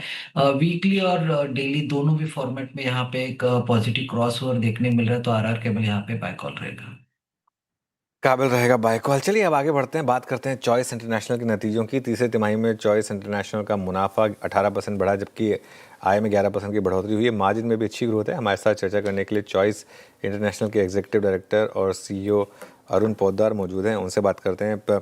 Arun ji, good afternoon. तो पहली बात तो नंबर्स आपके अच्छे हैं, मार्जिन काफ़ी अच्छे से ग्रो हुआ है आपका, और अगर आपका मैं क्वार्टरली प्रॉफिट का ट्रेंड देखूँ तो Q1 में 48 करोड़ था, Q2 में 56 करोड़ था, Q3 में 66 करोड़ है।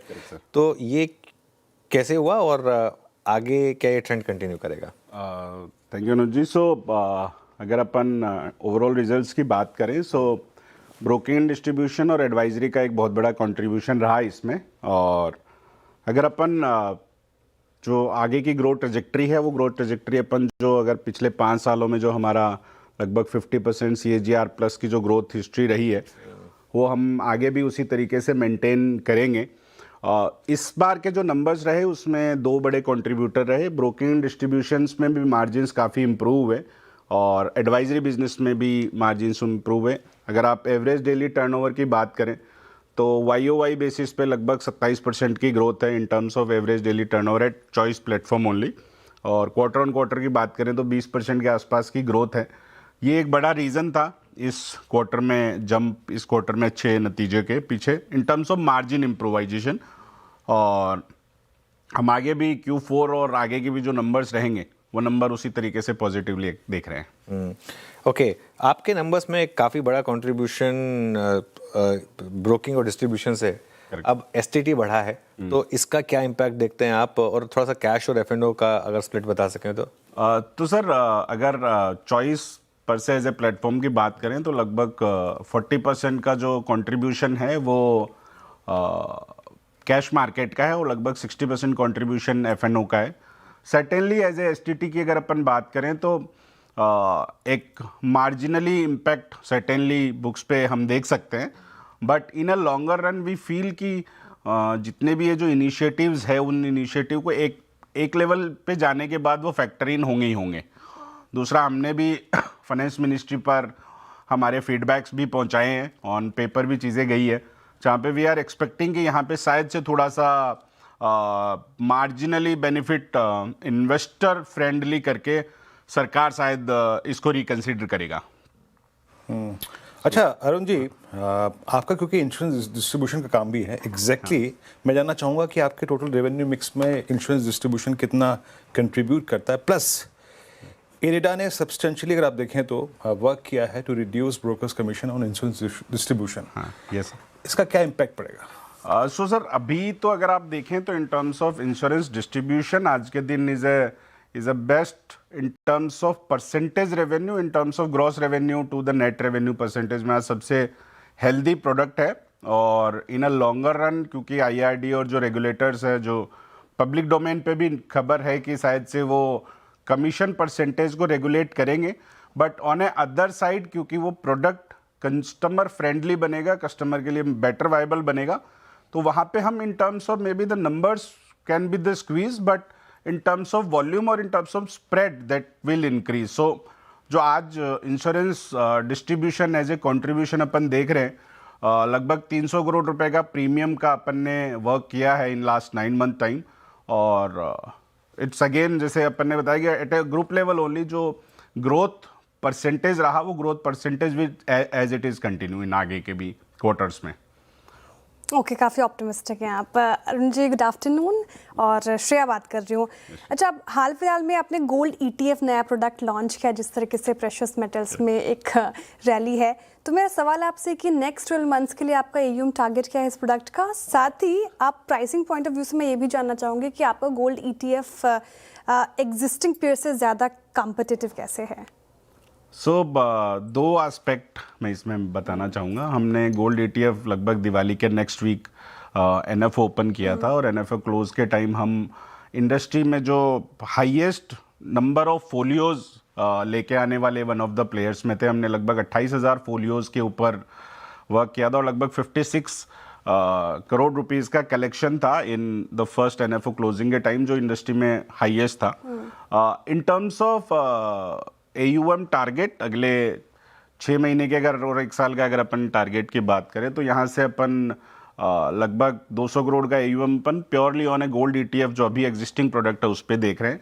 हम अगले 3 से 6 महीने में अपना टारगेट इक्विटी और निफ्टी बेस्ड प्रोडक्ट और SIP बेस्ड प्रोडक्ट लॉन्च का है। उसके बाद मार्च 27 के जो नंबर्स रहेंगे उसमें लगभग 2,500 करोड़ से 3,000 करोड़ का total AUM we are expecting in next 5 quarter we can say.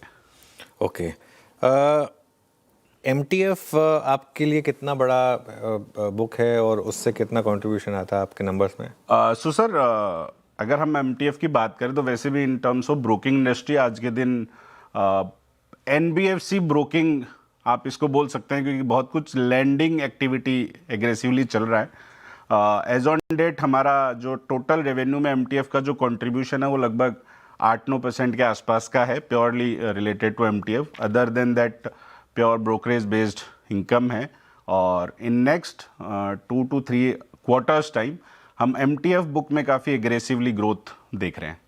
Okay, MTF book में की बात हो गई। एक आखिरी सवाल, फिर आपके नंबर्स में काफ़ी एक अच्छी ग्रोथ आई है पिछले कुछ समय में, लेकिन अब बेस इफेक्ट कैचअप करेगा, तो आगे जाते हुए अगले 3 से 4 साल में रीजनेबल ग्रोथ रेट क्या एक्सपेक्ट करें आपकी कंपनी तो सर मैं आपको रीजनेबल ग्रोथ रेट पे आने के पहले मैं 2 मिनट और लूंगा। अभी हमारा रिसेंटली एक इंडिया पोस्ट के साथ टाई अप हुआ है।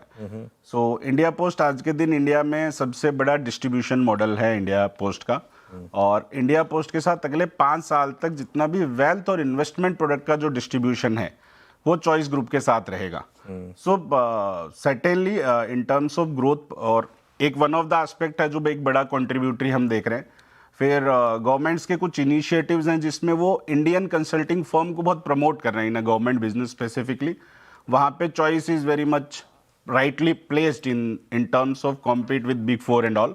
सो वहाँ पे हम काफ़ी अच्छे नंबर एक्सपेक्ट करें। So we feel in next 3 to 4 year time will maintain this CAGR growth जो हम 50% की ग्रोथ मेंटेन करते आ रहे हैं, will continue this pace very conveniently we can say. Arun जी, मेरी तरफ से भी एक आखिरी सवाल, आपके क्लाइंट्स के रिस्पांस कैसे? इनफैक्ट मैं रिटेंशन रेट जानना चाहूंगी आपसे। सो श्रुति, अगर मैं आपको बताऊं तो चॉइस ब्रोकिंग एज सच पिछले ऑलमोस्ट 4 क्वार्टर से in terms of net account acquisition हम इंडस्ट्री के टॉप 5 ब्रोकर्स में हैं, और because as a research broking house हमारा जो नेट ट्रांजेक्शन्स है वो भी ग्रो हुए हैं। और क्योंकि हम हमारा जो फिजिकल डिस्ट्रीब्यूशन नेटवर्क है, आज के दिन हम लगभग 200 प्लस लोकेशंस पे अवेलेबल हैं, और एज ए ब्रोकिंग इंडस्ट्री आपको बहुत रेयरली ऐसा एक कॉम्बिनेशन मिलेगा जहाँ पे फिजिकली ब्रांचेस अवेलेबल हैं। सो वो एक पीस है जहाँ से हम न्यू क्लाइंट एक्विजिशन कर रहे हैं। और 3 tier to 5 tier सिटीज़ में हमारा एक एक्सपीरियंस रहा है कि कस्टमर की lifetime value with the aggregator और with the broker is more than the Bombay based customer. So वहाँ पे वी आर डूइंग गुड, और वी होपफुली आगे भी चीज़ें बेहतर ही रहेगी। अरुण जी, बहुत बहुत शुक्रिया आज हमारे स्टूडियो में जुड़े। बस थोड़ा आपने शायद श्रेया को नाराज़ कर दिया होगा, वो श्रुति बोलकर उन्हें बट बहुत बहुत शुक्रिया आज हमारे साथ जुड़ने के लिए। चलिए, चॉइस की बात हो गई। ये स्टॉक ने अच्छा परफॉर्म किया है पिछले कुछ समय में। मार्केट अभी भी डे हाई के करीब है। निफ्टी 25,805 के आसपास इस समय ट्रेड कर रहा है। और एक बार जरा आप एक ट्रेंड लेकर आइए। ट्रेंड नंबर से जस्ट पहले रफ्तार में दौड़ रहा है। 6% ट्रेंड में मूव आया इस समय, 6-6.25% का अचानक ही आया ये मूव एकदम से आज पूरे दिन। कुछ मार्केट एक्सपेक्ट कर रहा है शायद इसमें ट्रेंड में। मानस जी, क्या भी रहेगा ट्रेंड पर? देखिए, व्यू तो पॉजिटिव है, और देखिए जिस जगह से रिवर्सल हो रहा है वो बहुत ही इंपॉर्टेंट लेवल है। बड़ा करेक्शन था, लेकिन अब 200 वीक मूविंग एवरेज से स्टॉक रिवर्स हुआ है।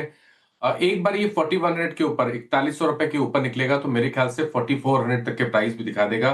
तो अगर किसी ने मॉर्निंग में पोजीशन बनाई है तो उसको होल्ड करना चाहिए। स्टॉप लॉस जरूर आप रिवाइज कर लें। अब स्टॉप लॉस को 3950 के नीचे लगा लें, कोई डिप मिले तो भी खरीदारी करें। ओके, चलिए चंदन जी भी जुड़े हैं इस पैनल में। धमाकेदार ऑप्शन पर जाएं उससे पहले चंदन जी, गुड आफ्टरनून। कोई ट्रेड आपका? बिल्कुल, देखिए अभी आप कुछ बीटन डाउन नेम की बात कर रहे थे जिनमें बड़ी रिकवरी हुई है। इनफैक्ट मैं नोटिस कर रहा हूँ कि जिस हिसाब से बाजार का दृष्टिकोण चेंज हुआ है और मार्केट ने एक वी शेप रिकवरी देखी है, तो जो भी वीक काउंटर है, चाहे ट्रेंड की बात करें या डिक्सन की बात करें, कैंस टेक्नोलॉजी की बात करें, सब में बॉटम आउट अप्रोच बन रहे हैं, सब में थोड़े से शॉर्ट कवरिंग के ट्रिगर देखने को मिल रहे हैं। अब इमीडिएट बेसिस पे ट्रेडिंग आइडियाज की बात करें तो मेरा ऐसा मानना है कि ऑयल एक्सप्लोरेशन एक सेक्टर रहेगा जहां पे हम पॉजिटिव रख रहे हैं, चाहे इसमें ऑयल इंडिया हो, ONGC हो, या फिर ऑयल मार्केटिंग कंपनी BPCL सब रहे, तो इन पे पॉजिटिव व्यू है। मैं मौजूदा लेवल पर ऑयल इंडिया पे खरीदारी की सलाह दूंगा।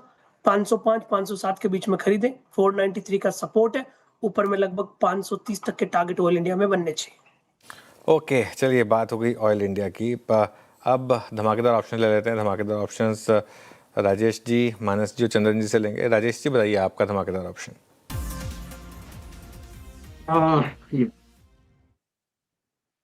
अनुज जी, देखिए मेरे नजर जो है वो 2 व्हीलर ऑटो सेक्टर पे है। उसमें से हीरो, ऐसे मुझे सब अच्छे लग रहे हैं, लेकिन लीड ले रहा है हीरो मोटर। इसमें ओपन इंटरेस्ट 5% अप है, तो यहाँ पे मोमेंटम कंटिन्यू होगा। ATM call option hero motor का 5800 का कॉल ऑप्शन देखिए, इट इज एट 182। तो ये बाय करना है विद स्टॉप लॉस ऑफ 160। छोटा स्टॉप लॉस रखेंगे। मेरे हिसाब से इसका स्विंग का टारगेट आएगा करीबन 230 से लेकर 250 का। हीरो मोटर का 5800 का कॉल ऑप्शन बाय करें। ओके 5800 की कॉल। राजेश जी, आपका ट्रेंड का ट्रेड भी बहुत खूबसूरत रहा। 2 बजे आपने ट्रेंड पिक किया था, उसके बाद बहुत ही स्ट्रॉन्ग मूव यहाँ पे। चंदन, आपका ऑप्शन ट्रेड? बिल्कुल, मैं फोकस करूंगा पावर फाइनेंस कंपनीज पीएफसी पे। पीएफसी में काफी अच्छा एक अट्रैक्शन पिछले कुछ दिनों में देखने को मिला है और एक कंसोलिडेशन ब्रेकआउट डेली और वीकली चार्ट में बना है। जिस हिसाब से प्राइस मोमेंटम है 425 430 तक के अपसाइड बनने चाहिए। सो 420 के कॉल को खरीदारी की सलाह रखेंगे। 11.5 11.8 के आसपास चल रहा है, खरीदे। सपोर्ट रहेगा ₹7.50। ऊपर में लगभग 19 रुपए तक के टारगेट पावर फाइनेंस कॉर्पोरेशन की 420 की कॉल में बनने चाहिए। पीएफसी आरईसी अच्छा करते हुए, आरईसी सुबह इनफैक्ट 2 बजे मानस जी ने बताया था और पीएफसी अब आता हुआ। मानस जी, अब ऑप्शंस में क्या चुन रहे हैं आप? तो देखिए, ऑप्शन में क्रॉम्पटन पे मेरा ध्यान है, जहां पर हायर टॉप्स हायर बॉटम्स का इंटरडे चार्ट पे कंफर्मेशन मिला है। डेली चार्ट पे 20 day 10 day moving average regain हो गए हैं। वीकली चार्ट पे एक मॉर्निंग स्टार पैटर्न बन रहा है, तो एक बाउंस बैक के लिए तैयार है। क्रॉम्पटन का 245 वाला कॉल ऑप्शन जो ₹9.5 पे ट्रेड हो रहा है, उसमें खरीदारी करेंगे। ₹6.5 का आपको स्टॉप लॉस लगाना है और ₹15 के टारगेट सेट करना है। ट्रेड्स यहाँ पे हो गया। आपने क्रॉम्पटन की 245 की स्ट्राइक को पिक किया। निफ्टी बैंक 60,358 डे हाई पे ट्रेड करता हुआ। मैं कल की कैंडल को छोड़ता हूँ, लेकिन ये 5 जनवरी की, यानी अगर आप कल की कैंडल को और उस वाइल्ड गैप अप को हटा दें तो प्रैक्टिकली आप 5 जनवरी के स्विंग हाई को बाइसेक्ट कर रहे हैं। मैं देख रहा हूँ कि कौन स्पॉन्सर कर रहा है। मैंने HDFC बैंक पर ऑलरेडी व्यू लिया हुआ है, बट मैं लेके आता हूँ ICICI बैंक, क्योंकि ICICI बैंक, देखिए कल की कैंडल को हमको, चाहे वो स्टॉक्स हो चाहे वो इंडेक्स हो, काफ़ी तवज्जो देनी पड़ेगी। कल की कैंडल का हाई काट रहा है विकास, इसे कहते हैं सुपर स्ट्रेंथ, सुपर कन्विक्शन। आज का एक गैप अप आज भी हुआ, सॉरी माफ कीजिएगा, आज जहां से इसने प्रोसीड करना शुरू किया और कल की कैंडल के हाई को काटता हुआ। आपका टेक इस वक्त क्या है? जी, दोनों भी बैंक यहाँ पे स्ट्रांग है। आईसीआईसीआई बैंक में भी जो मोमेंटम हमने कल भी देखा था, आज भी यहाँ से जैसे ओपन हुआ उसके बाद पूरे दिन एक अच्छा सस्टेन होते हुए देखने मिल रहा है। मुझे लगता है ये कैरी करते हुए देखने मिलेगा। ऊपर में 1440 के टारगेट यहाँ पे मुझे लगता है आते हुए देखने मिलेंगे। नीचे में 1390 भी यहाँ पे एक बेस बन चुका है, तो 1390 का स्टॉप लॉस लगा के इसको होल्ड किया जा सकता है। 1440 पहला टारगेट रहेगा, उसके बाद 1468 के आसपास का नेक्स्ट इंपॉर्टेंट टारगेट यहाँ पे देखने मिल सकता है। तो ओवरऑल सेटअप पॉजिटिव है। ओवरऑल सेटअप पॉजिटिव है। चलिए अब एक काम करते हैं, कुछ कैश के काउंटर्स की बात करते हैं। गैब्रियल और लॉयड मेटल दोनों में आज शानदार तेज़ी है। एक प्लेट में दोनों बनने चाहिए वैसे, अगर दो स्टॉक्स की बात हो रही है तो 10% गैब्रियल लॉयड्स ऊपर है, 7% गैब्रियल में मूव है। क्यों है आज के स्टॉक्स ऑफ द डे, ये जानते हैं यतिन से। यतिन, गुड आफ्टरनून, बताइए। तो 2 मिड कैप स्टॉक्स आज फोकस में है। सबसे पहले गैब्रियल इंडिया की बात करें, जहां कॉन्फ्रेंस कॉल के बाद स्टॉक में 8% की तेजी हमने देखी है, क्योंकि नए ऑर्डर्स की बात मैनेजमेंट ने स्पष्ट की एनालिस्ट के समक्ष। अगर हम बात करें हुंडई मोटर्स और किया की, तो दोनों ही कंपनी से 3 मॉडल्स के लिए ऑर्डर आने की उम्मीद के चलते यहाँ स्टॉक में आपने मोमेंटम देखा है। स्पेसिफिकली अगर हम किया और हुंडई की बात करें तो कंपनी जो है सनरूफ सप्लाई करने वाली है, जिसकी 120 करोड़ से ज़्यादा की आय हो सकती है। इसके अलावा 2 व्हीलर और कमर्शियल व्हीकल्स में भी कंपनी के ऑर्डर बुक में काफ़ी ज़्यादा मोमेंटम है। इनफैक्ट हीरो मोटोकॉर्प से पहली दफ़े ऑर्डर कंपनी को आने की उम्मीद है नए प्रोडक्ट्स के लिए, और इसी के साथ टाटा मोटर्स भी कंपनी के साथ लगातार कमर्शियल व्हीकल प्रोडक्ट्स के ऑर्डर्स की बातचीत कर रही है। ओवरऑल अगर हम बात करें तो लॉयड मेटल ये भी एक काउंटर है जो फोकस में है। 3 दिनों में स्टॉक में 30% से ज़्यादा का रिटर्न आपने देखा है, और क्लियरली जो मैनेजमेंट की गाइडेंस है वो शायद बाजार को पसंद आ रही है। रिजल्ट्स के अलावा रिजल्ट्स की भी बात करें तो QOQ रेवेन्यू में 40% का जंप और मुनाफा भी लगभग 83% बढ़ के 1047 करोड़ आया है। और गाइडेंस की बात करें तो जो आयरन और प्रोडक्शन है, यहाँ 25 से 30% की ग्रोथ की गाइडेंस है। पहले 3 मिलियन टन से 8 मिलियन टन कैपेसिटी ले जाने की गाइडेंस मैनेजमेंट दे रही है, और इसी तर्ज पे DRI पाइप प्रोडक्शन भी मल्टीफोल्ड बढ़ाने की बात लॉयड मेटल ने की है, जिसके बाद स्टॉक में काफ़ी अच्छा ट्रैक्शन देखने को मिल रहा है। ओके, अच्छे मूव्स हैं यहाँ पर इस समय, और लॉयड्स मेटल करीब 10% ऊपर। फंडामेंटल गेस्ट गौरांग जी ने हमारे साथ इस समय। गौरांग जी, लॉयड्स मेटल पर कोई व्यू है क्या? अनुज जी, दोनों पर मेरे ख्याल से गैब्रियल इंडिया और लॉयड्स मेटल दोनों पर एक समय पर कवरेज थी। फिलहाल तो कवरेज नहीं है, लेकिन हाँ, ये जो खबरें आई हैं उसको लेकर के मेरे ख्याल से एक सकारात्मक सा रुझान आपको आने वाले भविष्य में आता हुआ दिखेगा। दुर्भाग्यपूर्ण कवरेज नहीं, इसलिए विशेष रूप में फिलहाल टिप्पणी नहीं करती। ओके, लॉयड मेटल्स पे फिलहाल आपकी कवरेज नहीं, लेकिन स्टॉक में अच्छी तेज़ी रिजल्ट्स के बाद। मेटा एज ए स्पेस अच्छा करती हुई फिनेंशियल सर्विसेज में भी एक बार पीएफसी आरईसी का जिक्र हुआ ही। मुथूट और मनप्पुरम फाइनेंस भी सुबह से अच्छा कर रहे थे। एक बार मुथूट पे फिर से राय लेना चाहूँगी मैं। आशीष कयाल जी, मुथूट फाइनेंस का आप देखिए चार्ट 3% अप है 3732 के लेवल पर। यहाँ पर क्या ट्रेड बनती है? देखिए, मुथूट फाइनेंस का जो मूवमेंट है वो बहुत सिंक है बुलियंस के साथ में। जैसे कि हमने देखा जो करेक्शन शुरू हुआ था गोल्ड और सिल्वर में, इसमें बहुत शार्प फॉल देखा गया। अभी थोड़ा सा स्टेबलाइज होने के लिए ये रुका हुआ है, तो मेरे ख्याल से एक ट्राइंगल और रेंज में रह सकता है। यहाँ से गुंजाइश है स्टॉक ऊपर में करीबन 3900 तक चले जाए, और नीचे में जो सपोर्ट है स्टॉक का 3600 का है। तो ये 3600 और 3900 के रेंज में कामकाज कर सकता है। बाउंड डिप्स की राय होगी शॉर्ट टर्म के टारगेट के लिए 3900 की। मुथूट फाइनेंस 3752 पे आपका ये टेक्निकल व्यू। एक व्यू लेते हैं चंदन जी का कैपिटल गुड्स पे। जैसे कि मैं 2 बजे टिप्पणी कर रहा था, कैपिटल गुड्स में सिमेंस भागे सभी हैं देखिए, बट बस सिमेंस की प्लेसमेंट थोड़ी सी एग्रेसिव लग रही है versus all time high of I think 4310 पे लगभग। ये एक जून 25 से लेकर अब तक की चली आ रही पूरी रेंज के ब्रेकआउट का एक शायद कैंडिडेट बन रहा है। चंदन, आप कैसे अप्रोच करेंगे 3310 और इस रेंज को बार बार स्ट्राइक कर रहा है? मेरे ख्याल से चौथा अटेम्प्ट है ये। बिल्कुल वीरू, देखिए कि कैपिटल गुड्स काफी सप्ताह से काफी महीनों से थोड़ा सा एक डल सेक्टर था, बट बजट के बाद यहाँ पे एक बड़ा मोमेंटम हुआ है। कहीं ना कहीं जो कैपेक्स पे फोकस हुआ है वो एक पॉजिटिव ट्रिगर है। तो कहीं ना कहीं ऐसा मानना है कि बड़े अंडर परफॉर्मेंस एंड कंसोलिडेशन के बाद जिस हिसाब से बॉटम आउट अप्रोच बने और मोमेंटम बन रहा है, यहाँ पे बड़े ब्रेकआउट बनने चाहिए। कैपिटल गुड्स में चाहे आप सीमेंट्स की बात करें या फिर एलएनटी की बात करें और या फिर एबीबी जैसे काउंटर को सेलेक्ट करें, सब में पॉजिटिव मोमेंटम। और स्पेशली सीमेंट्स की बात करें तो लग रहा है कि अब ये जो हाई टॉप हाई बॉटम का सीक्वेंस 3-4 दिनों से बन रहा है, ये 3270 के ऊपर एक बड़ा वीकली ब्रेकआउट देते हुए नजर आएंगे। ब्रेकआउट लगभग 3370 के आसपास है, जो लगभग मौजूदा लेवल से 2% ऊपर है। सो इमीडिएट बेसिस पे तो पहला लेवल 3370 आएगा। 3370 निकलता है तो मेरे हिसाब से 3550-3600 तक के लेवल भी बनने चाहिए। तो ओवरऑल पॉजिटिव बायस है, खरीदारी के मौके ढूंढे। सपोर्ट रहेगा 3210, ऊपर में 3370 और फिर 3500 तक के टारगेट यहाँ पे लगा सकते हैं। ओके, चलिए एक काम करते हैं, 4 का चौका ले लेते हैं और उसके बाद फिर आगे बढ़ेंगे। 4 का चौका में सस्ता ऑप्शन मानस जी से लेंगे, फिर चलेंगे एफएनओ सुपरस्टार के लिए चंदन जी के पास, चार्ट का चमत्कार के लिए आशीष जी और मिड कैप फंडा के लिए गुरांग जी के पास। तो मानस जी बताइए आपका सस्ता ऑप्शन। तो देखिए, सस्ता ऑप्शन के लिए एनएमडीसी पे मेरा ध्यान है, जो स्टॉक बिल्कुल तैयार है एक फ्रेश ब्रेकआउट के लिए। अगर आप डेली चार्ट देखेंगे तो वहां पर आज हमें एक ब्रेकआउट 85 रुपीज के ऊपर देखने को मिला है।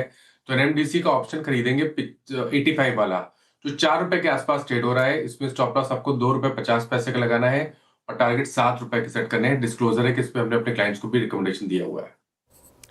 एनएमडीसी अच्छा करता हुआ और काफ़ी बार पैनल ने इसको पिक किया है, तो एनएमडीसी रखे रडार पर। एफएनओ सुपरस्टार चंदन तापड़िया जी, क्या चुन रहे हैं आप? बिल्कुल, आपने एफएनओ की बात की, अदरवाइज मैं जीएमडीसी की बात कर लेता, बट अब एनटीपीसी पे मैं फोकस करूंगा। एनटीपीसी में काफी अच्छा ब्रेकआउट हुआ है। सेलेक्टिव पावर कंपनीज में काफी अच्छा पावर देखने को मिला। और सबसे इंटरेस्टिंग फैक्ट यह है कि पिछले 15 दिनों में 3 से 4 बार एनटीपीसी ने एग्जैक्टली 50 डेमा को सपोर्ट करके रिवर्स दिखाया, और इसका जो मल्टीपल बैरियर है लगभग 360, वो डिसाइसिवली अब पार हो रहा है। तो 360 को एक हायर बेस का सपोर्ट बना के 380 तक के टारगेट के लिए एनटीपीसी पे खरीदारी की सलाह रहेगी। ओके, एनटीपीसी फ्यूचर्स, हाँ स्क्रीन पे बड़ा स्ट्रॉन्ग मोमेंटम है इसमें। आप जरा ओआई एडिशन देखिए, 30 लाख शेयर, वाकई। आशीष कयाल जी, आपका आज का ट्रेड क्या रहेगा? देखिए, यहाँ पर भारत फौज काफी अच्छा एक्सेप्टेंस आ रहा है और ये कल के हाई पे निकालने के कगार पर है। मेरे ख्याल से अब मोमेंटम बन सकता है। गैप इसने अच्छे से प्रोटेक्ट किया जो बनाया था, तो भारत फौज पे नजर बनाए रखे। ऊपर में टारगेट जो है 1670 का है और स्टॉप लॉस लगाना होगा 1535 का। ओके, गुरांग जी बताइए आपका मिड कैप फंडा। अनुज भाई, मिड कैप फंडा बताने से पहले एक त्रुटि हो गई थी हमारे से जब आपने प्रश्न पूछा था लॉयड मेटल्स का। स्पष्टीकरण देना पहले तो अनिवार्य होगा कि लॉयड्स मेटल के ऊपर हमारी लंबी अवधि के लिए बुनियादी तर्क के आधार पर खरीदारी की राय है। 1530 के आसपास के लक्ष्यांक है लॉयड्स मेटल पर, तो ये स्पष्टीकरण देना अनिवार्य था। मिड कैप फंडा के रूप में लॉजिस्टिक क्षेत्र में से एक कंपनी है ट्रांसपोर्ट कॉर्पोरेशन ऑफ इंडिया। यहाँ पर बुनियादी तर्क के आधार पर खरीदारी की राय है। अनुज भाई, इस तरह से शुरुआत कीजिए और गिरावट पर जोड़ते जाए।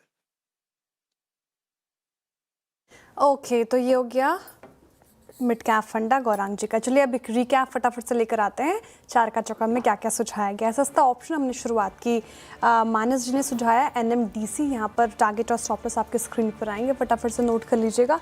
NMDC 85 का कॉल लाइन आपको 7 के टारगेट है और ₹2.5 का स्टॉप लॉस लगाना है। चंदन जी कह रहे हैं कि उनको पसंद आ रहा है NTPC और GMDC भी, हालांकि अच्छा लग रहा है उनको, पर NTPC फ्यूचर्स में सुझाया गया है तो 380 के टारगेट है, 360 का स्टॉप लॉस लगाना है।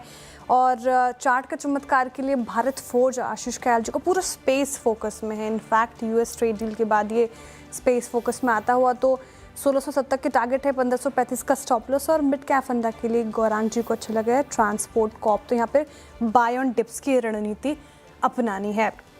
हाँ, और अब आगे बढ़ते हैं। इनफैक्ट मैं एक काउंटर देख रही थी, रखिएगा एटर्नल स्क्रीन पर, और एटर्नल में आज ज़बरदस्त तेज़ी, 4% से ज़्यादा की तेज़ी आपको दिखेगी। और इनफैक्ट कल भी यहाँ पर एक स्ट्रेंथ थी, और जब से जेफरीज़ के इंडिया मॉडल पोर्टफोलियो में आया है, एक सेंटिमेंट शायद से बूस्ट हुआ है, लेकिन चार्ट्स पे कैसे समीकरण बन रहे हैं ये समझ लेते हैं। गाबर सर, एटर्नल का चार्ट आप देखिए और बताइए। 293 का लेवल, पिछली दफ़ा भी आपसे चर्चा हो रही थी पर्टिकुलर काउंटर को लेकर, अब क्या लगता है कितने के लेवल आएंगे यहाँ पर?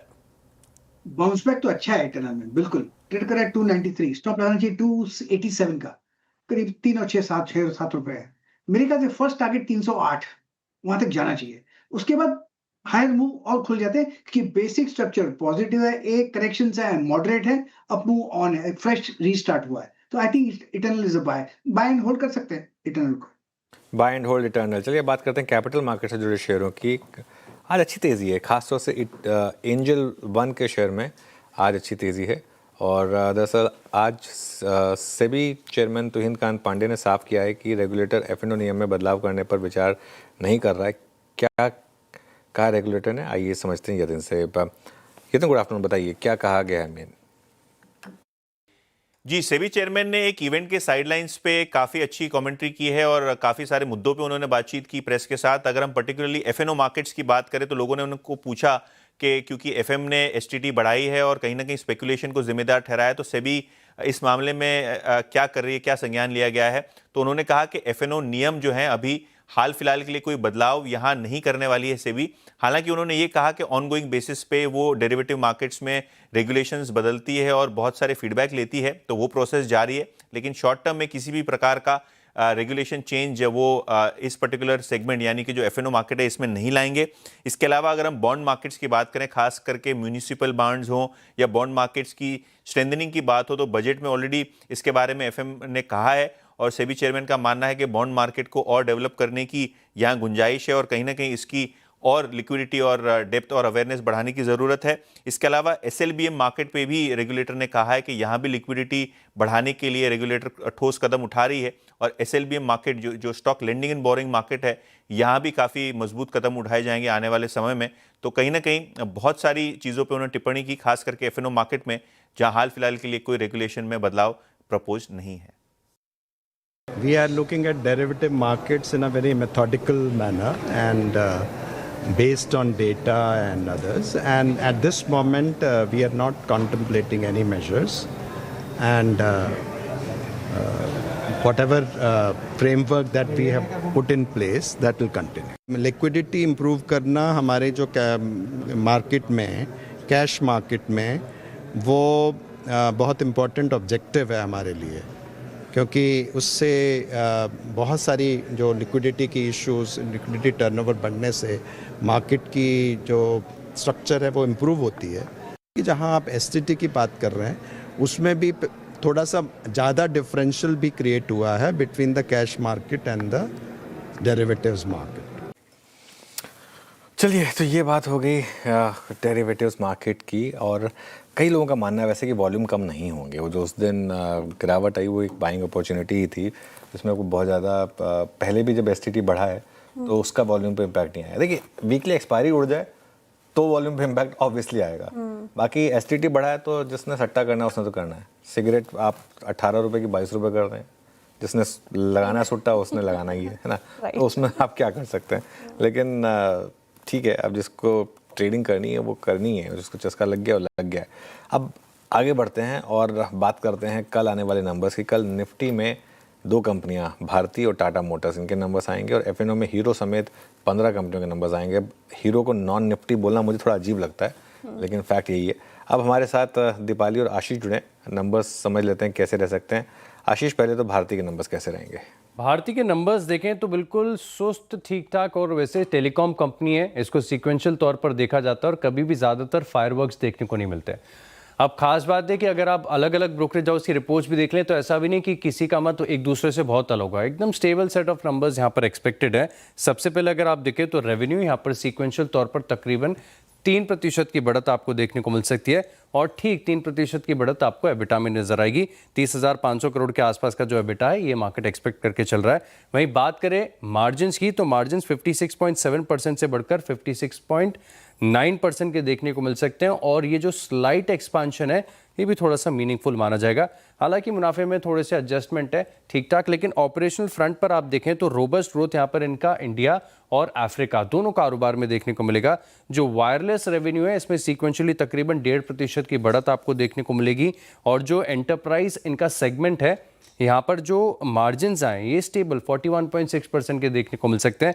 अब खास बात है कि आरपूज ये सीक्वेंशियल तौर पर स्टेबल रहेंगी 255 रुपीज़ से बढ़कर, जो कि प्रीवियस क्वार्टर में थी, अब ये बढ़कर तकरीबन 258 रुपये देखने को मिल सकते हैं। यानी सीक्वेंशियली यहाँ पर भी ऑलमोस्ट 1% की ग्रोथ है, यानी बहुत ही stable set of numbers expected है। ओके, स्टेबल नंबर्स एक्सपेक्टेड है भारतीय एयरटेल से। हालांकि नंबर से पहले अगर आप देखें तो अच्छा move in fact days high पर भारतीय एयरटेल 0.2% की तेजी के साथ कर रहा कारोबार। अब दीपाली से समझते हैं कि टाटा मोटर्स और हीरो मोटो के नतीजे से क्या अनुमान लगा रहे हैं स्ट्रीट। दीपाली, गुड आफ्टरनून, बताएं। Good afternoon. और टाटा मोटर्स पीवी की बात करें तो Q1Q बेसिस पे नंबर्स हम लेकर आए हैं क्योंकि YoY बेसिस पे कंपैरेबल नहीं है। पिछले साल की इसी तिमाही में कंसोलिडेटेड एंटिटी थी पीवी और सीवी दोनों, और अब जो नंबर्स हम एक्सपेक्ट कर रहे हैं वो पीवी के नंबर्स शेयर करेंगे और उसके मुताबिक अगर हम देखें तो इनकम में सीक्वेंशियल बेसिस पे 20-22% की ग्रोथ आ सकती है। साथ ही पिछले क्वार्टर में Q2 में बहुत सारे एडजस्टमेंट्स थी। जेएलआर पर साइबर अटैक हुआ था, उसका नुकसान था, कुछ फॉरेक्स लॉसेस भी हुए थे, तो काफ़ी सारे एडजस्टमेंट के बाद जो घाटा बैठा था पिछले क्वार्टर में वो 4200 करोड़ के आसपास का था, जो कि घटकर 92 करोड़ इस क्वार्टर में आ सकता है। एबिटा फ्रंट पर पॉजिटिव आंकड़े कंपनी रिपोर्ट कर सकती है। एबिटा मार्जिन में देखेंगे तो पिछले क्वार्टर में नेगेटिव साइड पर गए थे, -0.1% के एबिटा मार्जिन से, जो कि इंप्रूव होकर 5.8% पर आने की पॉसिबिलिटी है। अगर इंडिया बिजनेस की बात करें तो वहां पर ग्रोथ बेहतर रही है। Q3 में 22% के आसपास की वॉल्यूम ग्रोथ हमने देखी। मैरिज सीजन की डिमांड काफी रही, फेस्टिव डिमांड से भी सपोर्ट मिला ओवरऑल वॉल्यूम्स को, और एवरेज सेलिंग प्राइस में भी 9 से 10% का इजाफा एक्सपेक्टेड है रिचर प्रोडक्ट मिक्स की वजह से। ऑपरेटिंग लीवरेज का बेनिफिट भी मिल रहा है जिसकी वजह से मार्जिन में भी थोड़ा इंप्रूवमेंट हम एक्सपेक्ट कर रहे हैं। अब बात करें जेएलआर की तो Q2 में साइबर अटैक की वजह से हमने देखा था कि काफी इंपैक्ट हुआ था, उसके बाद से रिकवरी एक्सपेक्टेड है। Q3 में अनुमान लगाया जा रहा है कि लगभग 18-19% की ग्रोथ वॉल्यूम्स में रह सकती है जेएलआर के Q3 में वर्सेस Q2, और जो मार्जिन है वो भी नेगेटिव साइड से -1.6% से बढ़कर 5.4% पर आ सकते हैं। लेकिन इन नंबर्स के साथ मैनेजमेंट की अगेन कमेंट्री बहुत इंपॉर्टेंट रहेगी क्योंकि पिछले अर्निंग्स में क्लियरली जो जेएलआर की एबिट गाइडेंस थी वो ड्रास्टिकली कट की थी मैनेजमेंट ने। उन्होंने साइबर अटैक के इम्पैक्ट के एनालाइज करने की बात की गई थी। अब कितना आगे की ग्रोथ ट्रैजेक्टरी है, डिमांड कैसी आ रही है, वो बहुत इंपॉर्टेंट रहेगी टाटा मोटर्स के पर्सपेक्टिव से। हीरो मोटर के नंबर स्टेडी रहेंगे। ऑपरेशनल रेवेन्यू 17% बढ़कर आ सकते हैं, मुनाफे में 14% की ग्रोथ एक्सपेक्टेड है, एबिटा भी 5% ग्रो हो सकता है और एबिटा मार्जिन 14.5% से बढ़कर 14.9% पर रह सकते हैं। सिक्वेंशियल बेसिस पे देखेंगे तो 15% से घटकर ही 14.9%, यानी सिर्फ 10 बेसिस पॉइंट का ड्रॉप है। तो स्टेडी मार्जिन सिक्वेंशियल बेसिस पे भी रहेंगे हीरो मोटोकॉर्प के। वॉल्यूम ग्रोथ बेहतर रही इस क्वार्टर में, बेटर प्रोडक्ट मिक्स रहा जो कि रेवेन्यूज को सपोर्ट करते हुए दिखाई देगा। 13% के आसपास की वॉल्यूम ग्रोथ रही Q3 में। YoY बेसिस पे फेस्टिव सीजन का काफी फायदा मिला। मार्जिन में भी जो सुधार रहा उसके 2-3 कारण मेजरली रहे। एक तो डिस्काउंट्स काफी कम थे कंपनी के, लेकिन दूसरी तरफ एड स्पेंड्स हायर साइड पर थे, प्लस कमोडिटी कॉस्ट हमने देखा जो इंक्रीज हुई उसका भी इम्पैक्ट रहा, लेकिन उसके बावजूद भी जो मार्जिन्स है उनको मैनेज करने में कंपनी कामयाब रहेगी। अब इंपॉर्टेंट रहेगी अगेन आउटलुक, एक तो डिमांड पर और दूसरा ये कि एक तो एंट्री लेवल सेगमेंट यानी 125 सीसी सेगमेंट को लेकर क्या प्लान्स है, नए लॉन्चेस को लेकर, प्लस प्रीमियम मोटरसाइकिल सेगमेंट को लेकर कंपटीशन क्योंकि इंटेंसिफाई हो रहा है बजाज ऑटो की तरफ से भी, तो उसको लेकर क्या ट्रैजेक्टरी रहेगी, ये कुछ इंपॉर्टेंट कमेंट्स अवेटेड रहेंगे अर्निंग्स के साथ हीरो मोटोकॉर्प से। ओके, चलिए, तो ये कुछ नंबर्स जिनसे आप जिनकी एक्सपेक्टेशन लेकर चल रहे हैं हम इस समय। मीनवाइल ट्रेंट क्लियरली इस समय का स्टॉक ऑफ द मोमेंट है, 5.5% ऊपर। अब आगे बढ़ते हैं, हमारे साथ आनंद राठी वेल्थ के जॉइंट CEO फिरोज अजीज जुड़े हैं। फिरोज जी गुड आफ्टरनून। फिरोज जी, क्या मान के चलें कि बस मार्केट का बेरिश फेज खत्म हुआ और अब मार्केट में यहाँ से वन वे तेजी होगी, या अभी थोड़ा कहना टफ होगा? अनुज सर नमस्कार, गुड आफ्टरनून। मेरे हिसाब से अगर बेरिश फेज खत्म हुआ, ये मैं जरूर कह सकता हूं, बट करेक्शन खत्म नहीं होते। मार्केट का वर्ताव है कि भाई अब जब वो डील के मोडालिटीज आएंगे तो शायद मार्केट थोड़ा रिएक्ट करेगी। आप देख सकते हैं कि काफी स्टॉक्स कल जो ऊपर थे आज नीचे हैं। So bearish phase is a very very down sentiment phase. I think वो खत्म हुआ है, मेरा ये मानना है। और बजट के जो लोज थे, those mark the bearish end to my mind. Market का वर्ताव होता है, लास्ट ईयर पीक से ट्रफ तक 8.7% की गिरावट निफ्टी ने देखी थी, which was one of the lowest. पहले ऑफ कोर्स नीचे थी, फिर ऊपर गई। पीक टू ट्रफ हमेशा पीक पहले फिर बाद में ट्रफ। 8.7% की निफ्टी की पीक टू ट्रफ थी, in spite of FII selling 1,66,000 crores। ये साल की जो ट्रफ है वो I think historical trough form हो चुकी है। ऑफ कोर्स एक दो दिन उसके नीचे, but I think yes, to answer your pointed question, sentiment wise आपको क्या चाहिए था? आपको ये चाहिए था कि भाई ट्रेड डील होगी, और इसीलिए मार्केट इतनी पॉजिटिव रिएक्ट कर गई। बट मार्केट वहां टिकी नहीं, बिकॉज सेबी का एक जो सर्कुलर है जो लॉन्ग को लिमिट करता है, इसीलिए 26,200 पे शॉर्ट कवरिंग आना अनिवार्य था। अगर ये जून जुलाई का जो सर्कुलर ऑप्शंस मार्केट में लिमिट नहीं करता तो आज जो हम 25,800 पे लोगों को खरीदने का मौका मिल रहा है, क्योंकि शॉर्ट कवरिंग हो नहीं पाई बिकॉज ऑप्शंस की लिमिट खत्म हो चुकी थी मोस्ट लोगों की। जैसे मेरे एक क्लाइंट ने फोन किया कि भाई 200 करोड़ के और ऑप्शंस, कॉल ऑप्शंस प्रीमियम देना है मुझे 200 करोड़ का, because is a very large portfolio, और कॉल स्प्रेड खरीद नहीं पाए क्योंकि उनकी 1,500 करोड़ की डेल्टा की लिमिट थी। मार्जिन उनके पास 2,000 करोड़ का मार्जिन होते हुए ले नहीं पाए। So short covering didn't happen. So bear sentiment is over. Market correction is a part of its nature. Okay हाँ फिरोज जी गुड आफ्टरनून। अच्छा, जो मैं अगला सवाल पूछने वाली हूँ आपसे, शायद आपको पता ही हो मैं क्या पूछने वाली हूँ, क्योंकि इस वक्त सबसे बर्निंग यही चल रहा है, आईटी एज ए स्पेस। ये पूरा इंडेक्स 7 से 8% टूटा आज के सत्र में। AI ऑटोमेशन की खबरें, अब खबरें ये भी आ रही है कि पूरा कोर बिजनेस आईटी का जो है अब वो AI खा जाएगा, तो बड़ी दिक्कत वाली बात। आप क्या मान के चल रहे हैं, कितना बड़ा खतरा ये आईटी कंपनीज के लिए, और अब करना क्या चाहिए? देखिए, ये बेसिकली ऑफ कोर्स काफी बार ऐसा होता है कि मार्केट पोस्ट फैक्टो स्टोरी ढूंढती है। सिल्वर ऊपर गया तो सिल्वर क्यों गया, फिर वो इंडस्ट्रियल डिमांड ढूंढते हैं लोग। बट इंडस्ट्रियल डिमांड तो पता ही थी। अगर इंडिया का सबसे लार्जेस्ट सिल्वर मैन्युफैक्चरर अपनी पोजीशंस को $38-40 पे हेज करके जा रहा है for this year. So point I am trying to make is, वो पोस्ट फैक्टो एक जस्टिफिकेशन होती है मूव के बाद। हुआ क्या है आईटी में, आईटी एक सेफ हेवन माना गया था 2-3 महीने तक। 2-3 महीने से देख रहे हैं कि आईटी के शेयरों में जो स्थिरता आई थी वो बाकी मार्केट में नहीं थी। तो ऐसे समय पे अगर आप ब्लूमबर्ग से उनकी इंस्टीट्यूशनल होल्डिंग को आप निकालते हैं, तो वो ब्लूमबर्ग में एक सर्विस है जहां पे पूरी दुनिया के जो भी फैक्ट शीट्स में इन्फोसिस लिखा होगा फॉर एग्जांपल, वो सब पुल आउट करता है। तो आप देखेंगे तो बहुत सारे शॉर्ट टर्म FIIs ने इन्फोसिस खरीदा था बिटवीन सितंबर एंड दिसंबर। अब उनकी जो फ्लाइट ऑफ कैपिटल की मूवमेंट शुरू हुई है, I think that is one of the core reasons. ये जो भी बाकी AI की जो थ्रेट्स हैं, those have been lurking for long enough to not react so sharply. अच्छा फिरोज जी, एक और चीज़ जो कि बाजार में मतलब ड्यूरिंग द बजट स्पीच सबसे बड़ा डेंट डाल के गई, वो था STT हाइक। ना दो चीज़ें हैं, आई मीन एक तो ब्रोकिंग बिजनेस, दूसरा इटसेल्फ जो आर्बिट्राज फंड्स होते हैं या फिर जो आपके हाइब्रिड फंड्स होते हैं, उनकी कॉस्ट में थोड़ा सा इम्पैक्ट पड़ेगा, डेफिनेटली पड़ेगा। आपने इस इशू को कैसे रीड किया, and finally the impact of this STT hike कहाँ पर पड़ेगा और कैसे डील करना है, स्पेशली ब्रोकरेज कंपनियाँ? बीरू सर, ये STT का जो इशू है, एक तो एक सेक्टर को इशू है, दूसरा इसमें एक अनफेयरनेस ही है। That is left a very bad taste. Unfairness क्यों है?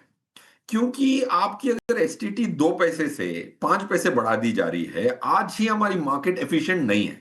This is a tall claim, हमारी मार्केट बिल्कुल एफिशिएंट नहीं है। इसका सबूत यह है कि आप निफ्टी की प्रीमियम देख लें फरवरी से मार्च, पूरे 50 स्टॉक में एक स्टॉक चल रहा है 13% के प्रीमियम पे पर एनम, दूसरा स्टॉक चल रहा है 2% पर एनम प्रीमियम पे। तो आर्बिट्राज वाला आइडियली आर्बिट्राज की पोजीशन को 13% में मूव क्यों नहीं कर लेता?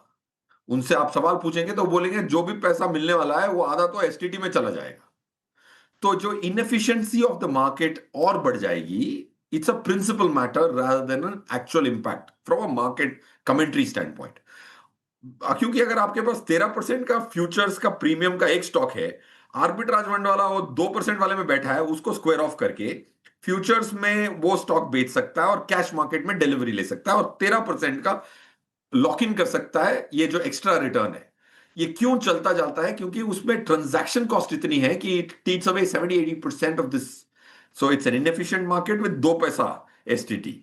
और फ्यूचर्स में एसटीटी लगता है नोशनल वैल्यू पे, ऑप्शन में एसटीटी लगता है प्रीमियम वैल्यू पे। तो ऑप्शन मार्केट में भले ही आपने बढ़ाया है बट उसमें इंपैक्ट नहीं होगी, specially out of the money options की। फ्यूचर्स में अगर एक बंदा एक फ्यूचर्स की कॉन्ट्रैक्ट खरीदता है तो एसटीटी पे करता है मार्जिन पे नहीं, क्योंकि उधर तो प्रीमियम का कॉन्सेप्ट ही नहीं है उसपे। So I think that is one. और सेकंड, ये जो नैरेटिव था कि हम स्पेक्यूलेटर को स्पेक्यूलेशन कम करने की कोशिश कर रहे हैं, वो एक जस्टिफिकेशन है। एक्चुअली आपको वो कम करने के लिए 1000 करोड़ आर्बिट्राज फंड एयूएम वाला क्यों पे करे? वो तो रिस्क ही नहीं ले रहा है। उसकी टोटल आज की एयूएम पे 800 करोड़ का इंपैक्ट होगा। That's the approximate computation. 800 crore arbitrage fund वाला पे कर रहा है जो स्पेक्यूलेट नहीं कर रहा है, क्योंकि स्पेक्यूलेटर को आपको कर्टेल करना है। तो उसको डायरेक्टली पिनलाइज करने के बहुत जरिए हैं, वो करिए। बिल्कुल।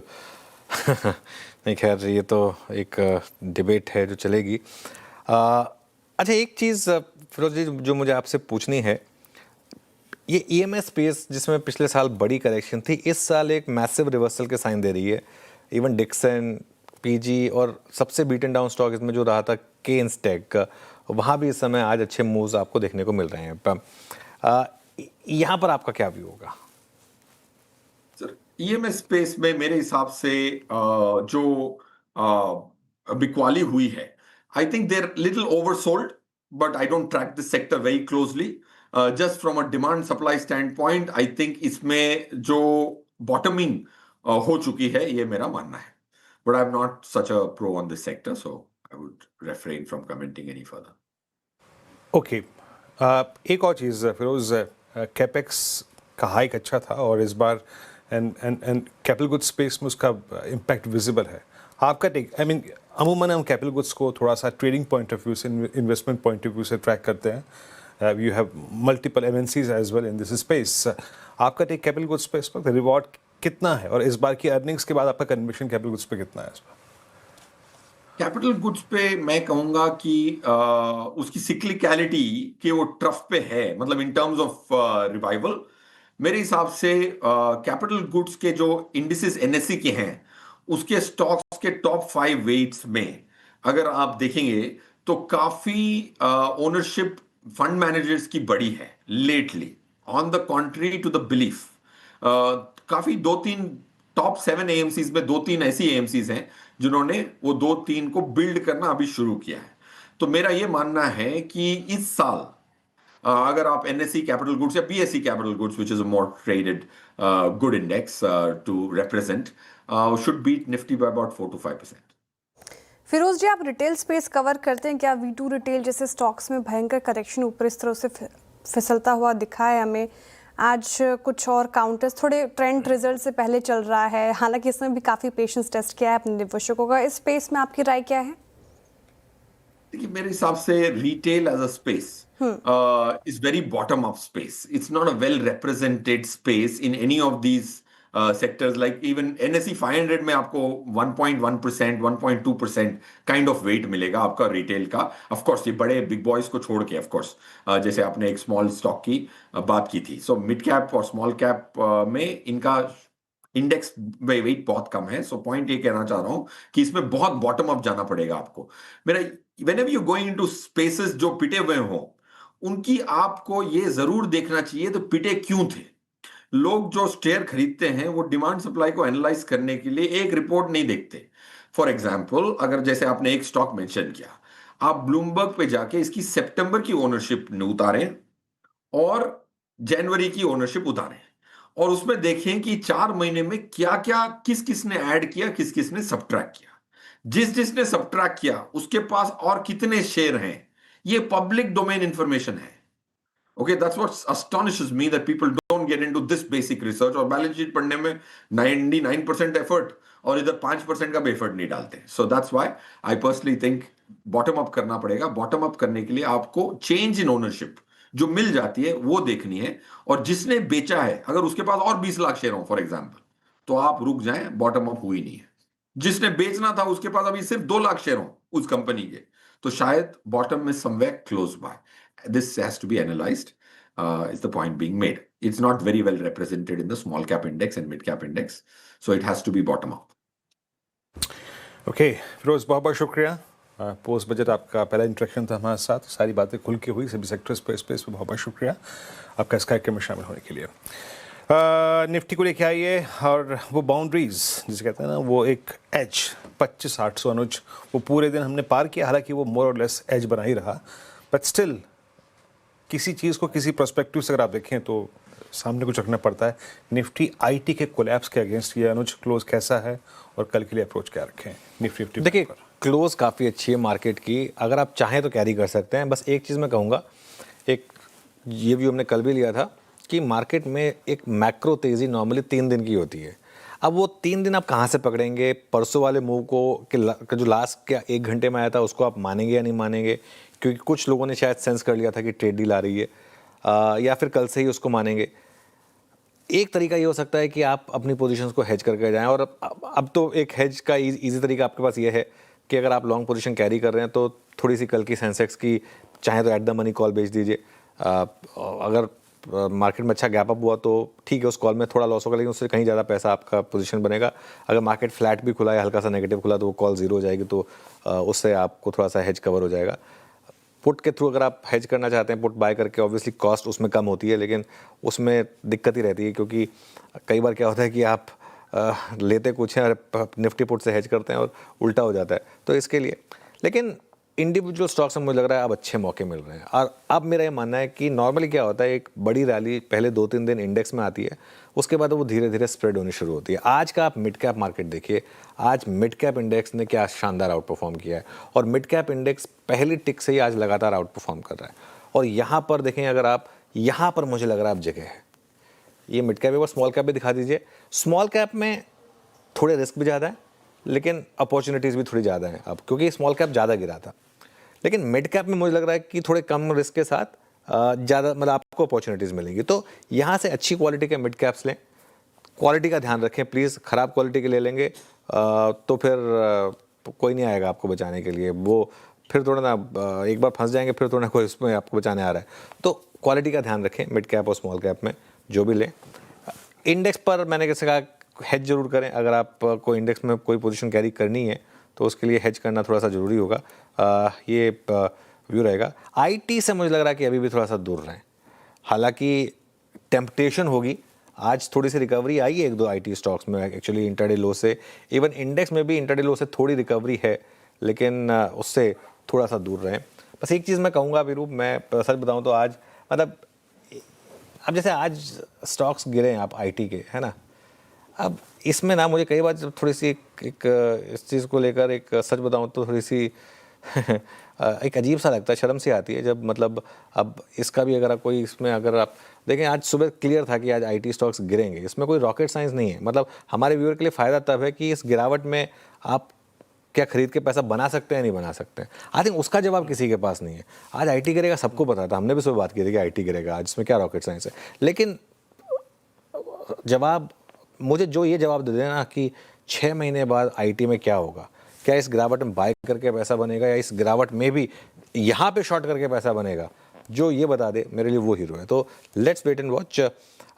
खैर अब एक काम करते हैं, बीटीएस टीएसटीबीटी ट्रेस ले लेते हैं फटाफट। चंदन जी बताइए क्या कैरी करें। बिल्कुल अनुज जी, आपने आईटी काउंटर्स की बात की और मेरा तो इनफेक्ट मानना है कि बाजार बड़ी तेजी के लिए तैयार हो रहा है। हाँ बिल्कुल, आईटी का सेंटिमेंट थोड़ा सा खराब हुआ है, बट मेरे हिसाब से selective IT counter, HCL, Tech Mahindra जैसे काउंटर को पिक करना पड़ेगा।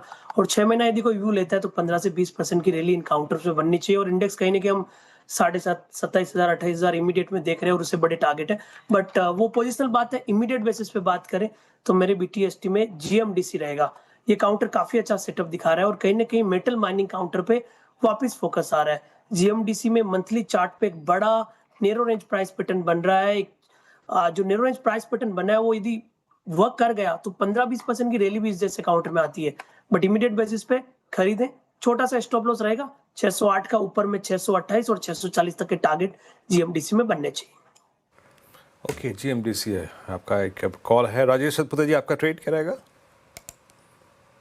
वीरेंद्र जी देखिए, मैक्स फाइनेंस पे मेरी नजर है। बहुत ही क्लीन ब्रेकआउट है, डेज हाई के आसपास ही क्लोज हो रहा है, इंटरेस्ट भी अच्छा खासा है, तो मुझे लगता है कहीं ना कहीं मोमेंटम कंटिन्यू होगा। सो एज ए BTST इसका टारगेट होगा 1740 से 1750।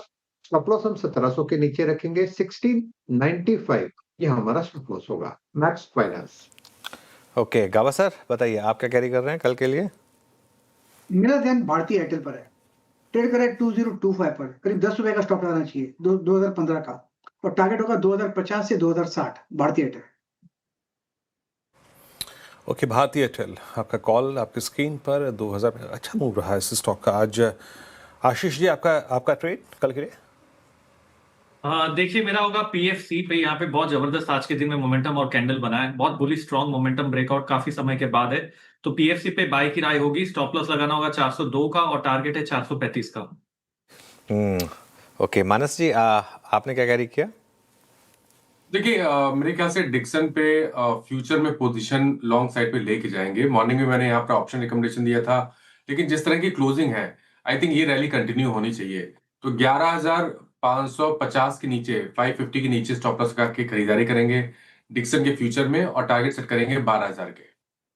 ओके, डिक्सन यहाँ पर वन वे मूव है पिछले कुछ दिनों से लगातार, और अच्छे नंबर्स के बाद से ये बस 10,000 से घूमा एग्जैक्टली, और अब 11,670 पर, और अब बहुत समय के बाद, इनफैक्ट आपको बताऊं मैं 19 नवंबर 2025 के बाद पहली बार अब ये 20 डेमा के ऊपर आकर टिक गया है, और अब 50 डेमा इसका करीब करीब 12,300 पर है, और उसके बाद 200 डे मूविंग एवरेज की अभी बात नहीं करते हैं क्योंकि वो बहुत दूर है।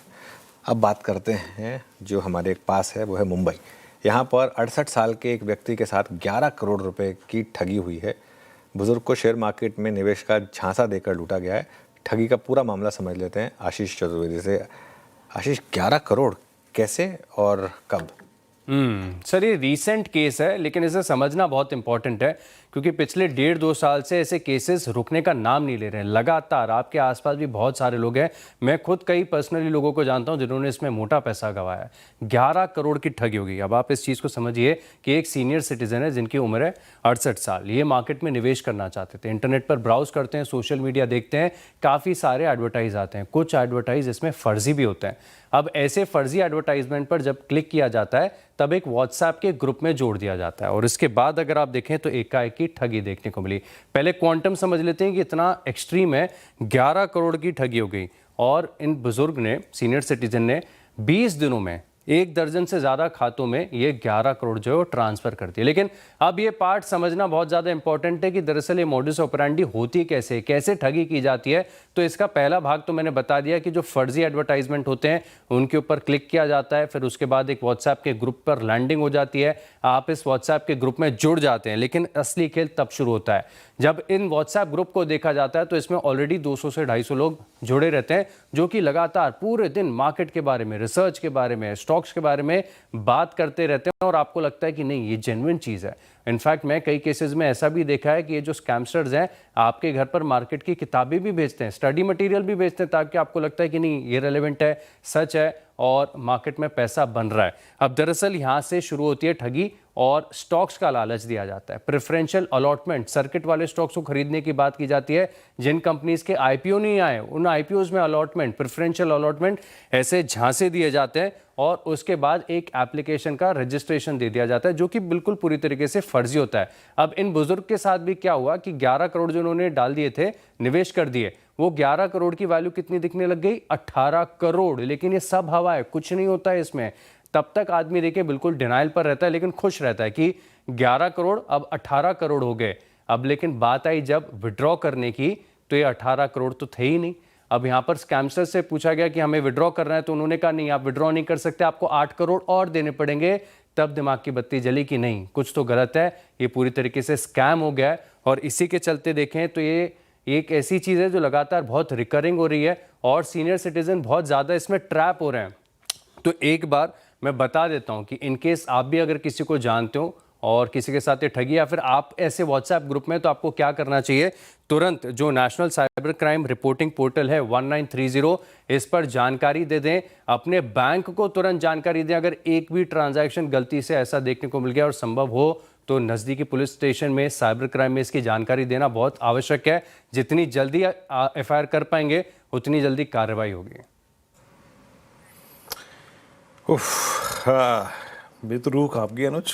11 करोड़ रुपए है, मतलब अभी कुछ दिनों पहले वो चल रहा था ना, वो कस्टम अधिकारी कॉल करते थे, व्हाट्सएप कॉल होता था। ये एक नया फेर है, और वो भी 68 साल के एक सीनियर सिटीजन के साथ। कैसे बचे इस माया जाल से हैं? बिल्कुल 11 करोड़ वाकई में। और सच बताऊं तो बहुत दुख भी होता है, और मेरे पास तो खैर 11 करोड़ है नहीं, तो लेकिन अगर होते तो मैं क्या करता, मैं ये बता देता हूँ, है ना। देखिए सबसे इम्पोर्टेंट चीज़ ये है कि इस ठगी से कैसे बचा जाए, ये ज़रूरी है। और किसी पर ब्लाइंडली भरोसा ना करें। सबसे मेन चीज़ तो ये होगी, आप व्हाट्सएप और टेलीग्राम चैनल, इनसे तो कोसों दूर रहें। सबसे ज़्यादा यही फंसाते हैं। और आजकल क्या हो रहा है ना वीरू, आजकल व्हाट्सएप और टेलीग्राम चैनल्स जो हैं वो काफ़ी हद तक आपको एक ऑलमोस्ट AI यूज़ करके बिलीव करा देते हैं कि ये यही है। जैसे अब आज की डेट में मेरे नाम पे भी कितने व्हाट्सएप चैनल बने हुए हैं जिसमें लोगों को लगता है कि वाकई में मैं ही कोई कॉल दे रहा हूँ उसमें, है ना। या फेसबुक का कोई वो बना देते हैं, क्योंकि इन लोगों को क्या है, ये लोग टारगेट करते हैं 10,000 लोगों को, 20,000 लोगों को, 30,000 लोगों को। इनको सबको नहीं फंसाना। कई लोग सोचते हैं कि यार ऐसा ये लोग इतना एफर्ट क्यों डालते हैं जब सबको पता है कि ये फ्रॉड है। इनको बस ये ऐसे 3-4 लोग ही तो चाहिए। एक भी फंस गया अगर, जिसने 11 करोड़ दे दिए, तो इनके बाकी 999 अगर बच भी गए, तो 999 पे इन्होंने जितना एफर्ट मारा उससे क्या फ़र्क पड़ेगा। तो कोई भी, पहली बात ना, कोई भी अनरजिस्टर्ड एडवाइजरी ना ज्वाइन करें। कोई भी ज्वाइन करें ना, उससे पहले उनका सेबी का रजिस्ट्रेशन नंबर मांग लें। सेबी का रजिस्ट्रेशन नंबर मांगने से क्या होगा, कल को आपके साथ अगर फ्रॉड हुआ भी तो फिर आप उसकी कंप्लेंट ढंग से कर पाएंगे, सेबी के साथ कर पाएंगे। सबसे पहली बात तो ये है। दूसरी बात, बिना जांचे पहचाने किसी को पैसा ना दें। और किसी को पैसा देना ही क्यों है, आप कहिए ठीक है आपकी जो फीस है, अगर आप मान लो इसमें फंस भी जाना चाहते हैं, अगर आप उनको फीस देना चाहते हैं कि चलो ठीक है आप मेरा पैसा बढ़वा देंगे, जो मर्जी कर देंगे, आप मुझे बताइए, मैं खुद ट्रेड करूंगा, मैं अपने अकाउंट में ट्रेड करूंगा। आपके अपने अकाउंट में ट्रेड करिए, किसी दूसरे को पैसे देने का क्या मतलब है। और ये जो ऐप्स है ना, ये ऐप्स पर तो बिल्कुल भी भरोसा ना करें। जहाँ पर भी सेबी का रजिस्ट्रेशन नहीं है, ऐसी किसी ऐप पे भरोसा ना करें। और व्हाट्सएप, टेलीग्राम ग्रुप्स, इनसे कोसों दूर रहें, ये मेरा व्यू रहेगा।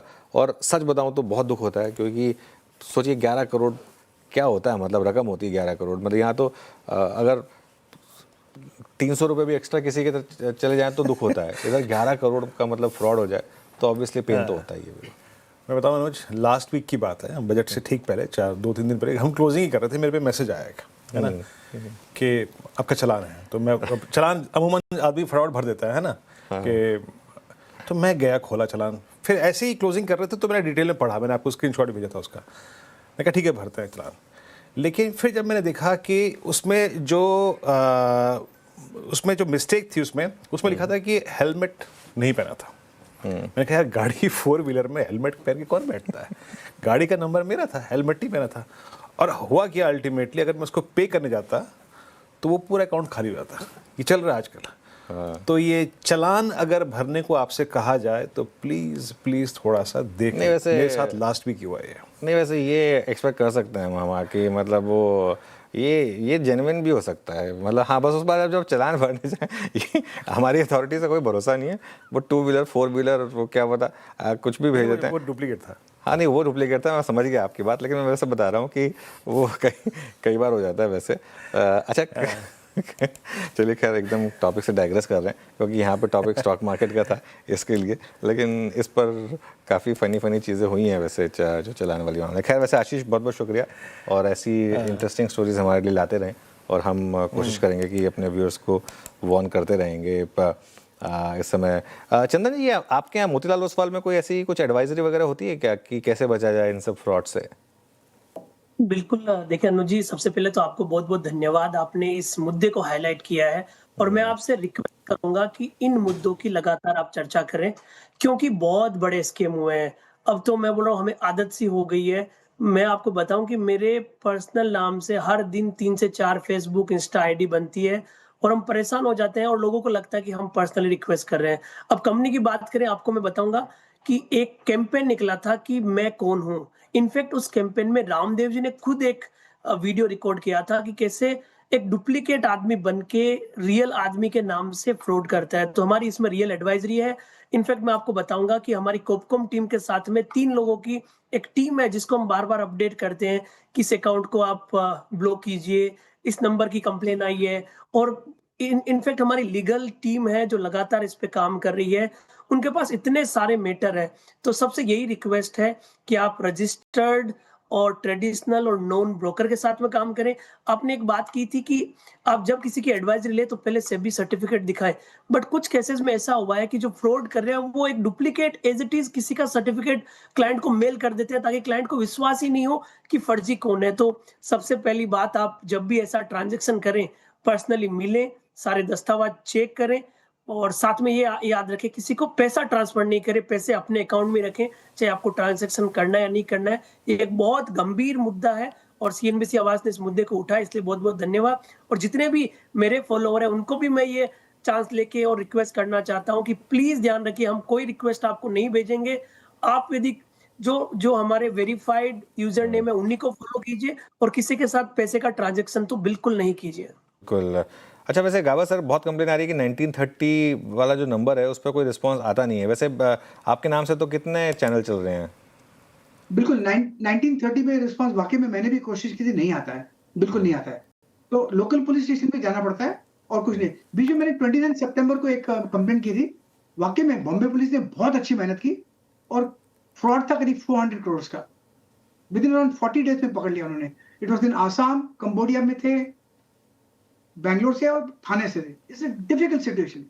आई मीन, जब तक आप रजिस्टर्ड ब्रोकर से नहीं बात करते, वहां पर अकाउंट नहीं खोलते, otherwise don't do it. No applications, nothing. मैं रिक्वेस्ट है, it's a hard earn money, और 11 करोड़ के 1 करोड़ भी नुकसान होता है किसी का तो बहुत बड़ा नुकसान होता है, मेहनत से बनाया हुआ पैसा। चलिए ध्यान रखिए, है ना, पैसा आपका है। अब एक काम करते हैं, चलते हैं इस क्लोजिंग को देखते हैं, और टुवर्ड्स क्लोज एक डिप आया और निफ्टी ने करीब 70 अंक हार लेवल से गवाए। चलते हैं अनुज के पास इस क्लोजिंग को देखने के लिए। अनुज, ओवर टू यू। नहीं वीर, वैसे जो आपने बात कही ना कि पैसा आपका है, उससे मुझे वो एक पुराना ऐड याद आ गया कि मर्जी है आपकी, आखिर पैसा है आपका, आखिर सर है आपका। वो हेलमेट पहनने के ऊपर ऐड था वो। तो खैर एनीवे, अब चलते हैं स्क्रीन पर इस क्लोजिंग के लिए। 20 पॉइंट निफ्टी नीचे रहा, थोड़ा सा नीरस रहा लास्ट का 1 घंटा, क्योंकि एक होप जगाकर कि 2500-800 क्रॉस हो रहा है, मार्केट वापस थोड़ा सा उस रेंज में आ गया। बैंक निफ्टी 125 पॉइंट ऊपर रहा। आज का एक्सीडेंट ऑफ द डे रहा निफ्टी आईटी, करीब 6% नीचे आज निफ्टी आईटी आपको ट्रेड करता हुआ दिखाई देगा। मिड कैप इंडेक्स करीब 0.5% नीचे था। स्मॉल कैप इंडेक्स ऊपर था, माफ़ कीजिएगा, स्मॉल कैप इंडेक्स करीब 1.25% ऊपर था आज की ट्रेड में। एडवांस डिक्लाइन अच्छा था, 2047 बढ़ने वाले शेयर थे, 941 गिरने वाले शेयर थे। माफ़ कीजिएगा, मैंने 2 बार इसलिए कहा क्योंकि लोगों का इतना बुरा हाल है कि आज भी अगर मैं कह देता कि मिड कैप नीचे था तो थोड़ा सा शायद बुरा लगता है, इसके लिए। चलिए अब आते हैं आज के सेक्टोरल गेनर्स पर और देखते हैं कहाँ कहाँ अच्छे गेंस थे। इसमें सबसे ऊपर ऑयल एंड गैस 2%, एनर्जी यहाँ पर भी अच्छे गेंस थे। कैपिटल मार्केट इंडेक्स 1.5% चला, निफ्टी मेटल्स 1.25%, निफ्टी ऑटो में ठीक ठाक मूव था 1%, और निफ्टी रियल्टी ये भी करीब 0.25% ऊपर था।